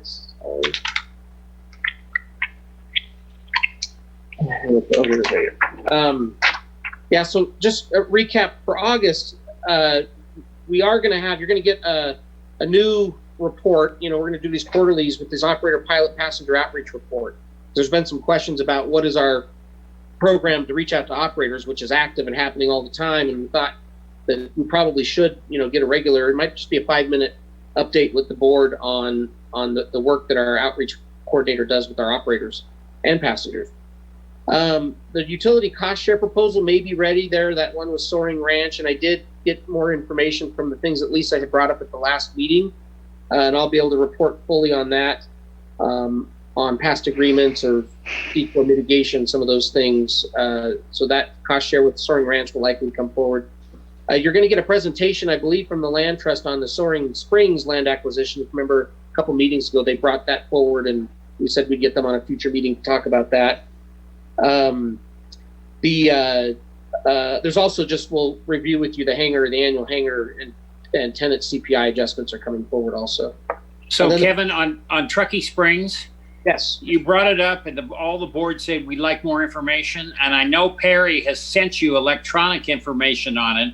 Would you please send it out to the board? Yeah, I can send that. Thank you. I sent there's been articles in Moonshine Inc. on it. He's got a big brochure, yada, yada, yada. Send that out. What is review of housing survey results? The housing survey. So that's the housing survey from the Joint Powers Authority, from the Housing Authority that we're a member of, that are going to update on what our staff have indicated are the housing issues that we're currently facing. Okay, that's all I have for the GM report. And the safety report will be a routine business, is what? Yeah, that'll be in August also. Yeah, it's there under third eye down. Quarterly report, I see it. 50 report, and then we're going to reach quarterly outreach report for operator outreach. That's 5 quarterly reports, so that's why I'm kind of trying to space them out a little, so you don't have to do all those at one meeting. Okay. Great. Anything else? That's all I have. Kevin? Board member comments, Rick. Back in January, when we could go to conferences, I went to one in Maui, and they talked about PFAS, and I emailed Mike Stoudemire and Kevin and things like this, and the report is they did not have any PFAS, that the forever chemicals that we use in the ARF engine and the compressed air foam system. And we didn't have any in the groundwater, at least in Mike Stoudemire's wells. And 2 weeks ago, I sent a Bloomberg article to Bill Celine and Kevin and Mike that they're trying to dispose of 1 million gallons of PFAS foams. And the chief said that they tried to replace it. There wasn't a suitable replacement. However, since the state of Washington outlined it this year, about a lot of work, and now CTAC has found a suitable alternate, and they're anticipate being able to change out our PFAS foam on the ARF in the next few months. So that's a good thing. Good. Oh, Good yeah, job. and I'm running for re-election. There's your announcement. Okay. On that topic, are you done, Rick? Yes. Okay. I will also be filing for re-election, and I want to remind everyone who's running, and I don't know if this applies to David, but we did the policy instruction 2 years ago about disclosure of, what do you call it? Donations? Rick, you're on mute. Yes, we did. I think that only applies to sitting board members, right? So it wouldn't apply to David Diamond and anyone else who's rumored to. Okay, Well, so it maybe applies to people who get donations from airport contractors. For I sitting think it board, only applies to us, sitting board members, right? Right. really apply to. So that's you and me, Rick, and Lisa, actually, if she files for re-election. So I just wanted to remind you of that, and Lauren was kind enough to send it to me today at my request. Maybe you could send one to Rick and Lisa as well. I have it, and I'm well reminded. Okay, great. That was it for me. Um, Anyone else? Anything else? I don't Any know. public comment? I don't know if this fits under board member announcements. It's just reiterating at last month's board meeting how I talked about on the website having that information, and I know you put in the curfew, and I brought up those ideas, and there was consensus among all the board members that those could be done. So the other things that I brought up were, the voluntary curfew you did address, the tranquility campaign, whatever status we had left it at. The flight aware versus vector, some toggle point that so people know if they want to know where aircraft are, they don't have to go talk to David Van Quest, but they can toggle to that. And vector has that 10-minute delay, and instead of having that 10-minute delay, somehow having so that when you go to the website, you see, hey, you want to see that aircraft? We talked about, yeah, and touch and goes. I think that was, I highlighted that, but I can't recall that came up. And yeah, real quick, so one of the things I talked about on the Tranquility is there's not really a program that we can link people to that's called Tranquility. It was more of a concept staff created years ago, 5 years ago. That's a lot of ideas about how to do outreach to operators and pilots. And so let us work on that and see if we can corral that into one place and see if there's and I think like we talked about with GHG may fit into that kind of a concept. On the flight aware, I have to do a little bit of work with Peter Kirsch on that, because as I originally said, hey, let's just turn this off. There were some concerns with doing that, in that we are an airport sponsor operator. The type of data we put out is a little different than a free online app, I was told. And so I started looking at other airports that have this. Reno Tahoe's is delayed 20 minutes. Ours is delayed, I think, 15. Is that right, Hardy? 10 minutes. 10 minutes. I don't necessarily myself see a need to delay it. I don't want to delay it, but I've got to just make sure we're crossing all our T's, dotting our I's, that we're not creating any legal issues for the airport by doing it through data that we collect from these public systems. So let me get some more information. I'll send out what I find out from Peter. Correct. Great. And this is, again, that idea of the rotation. You've got the Citation jet, you've got the air show, World War II bomber, you have the Pilatus, you could have the greenhouse gas. It's just that rotation, because it's different stuff every time it comes up. And so these could be items that come up as well. All right. Okay, great. That's board member announcements. Announcing. Is that consensus? It was consensus last month. I think it looks great. I like the big purple I Fly Quiet edition. Looks good. Good, thank you. It's big. Mm-hmm. It's more prominent for sure. For sure. Cool. Any other board member announcements? Okay, great. I'll second that. There's public comment. There is. Okay, let's have it. There is. There's 2 texts came in about greenhouse gas just after Kevin launched into GM reports. So one came from Matt Miller. Matt says, I 100% totally agree with kiosks to offset greenhouse gases. And Linda Roussan said, in order to ensure the board is meeting the concerns of the community, I recommend that the board as a whole be on the greenhouse gas ad hoc committee. That's it.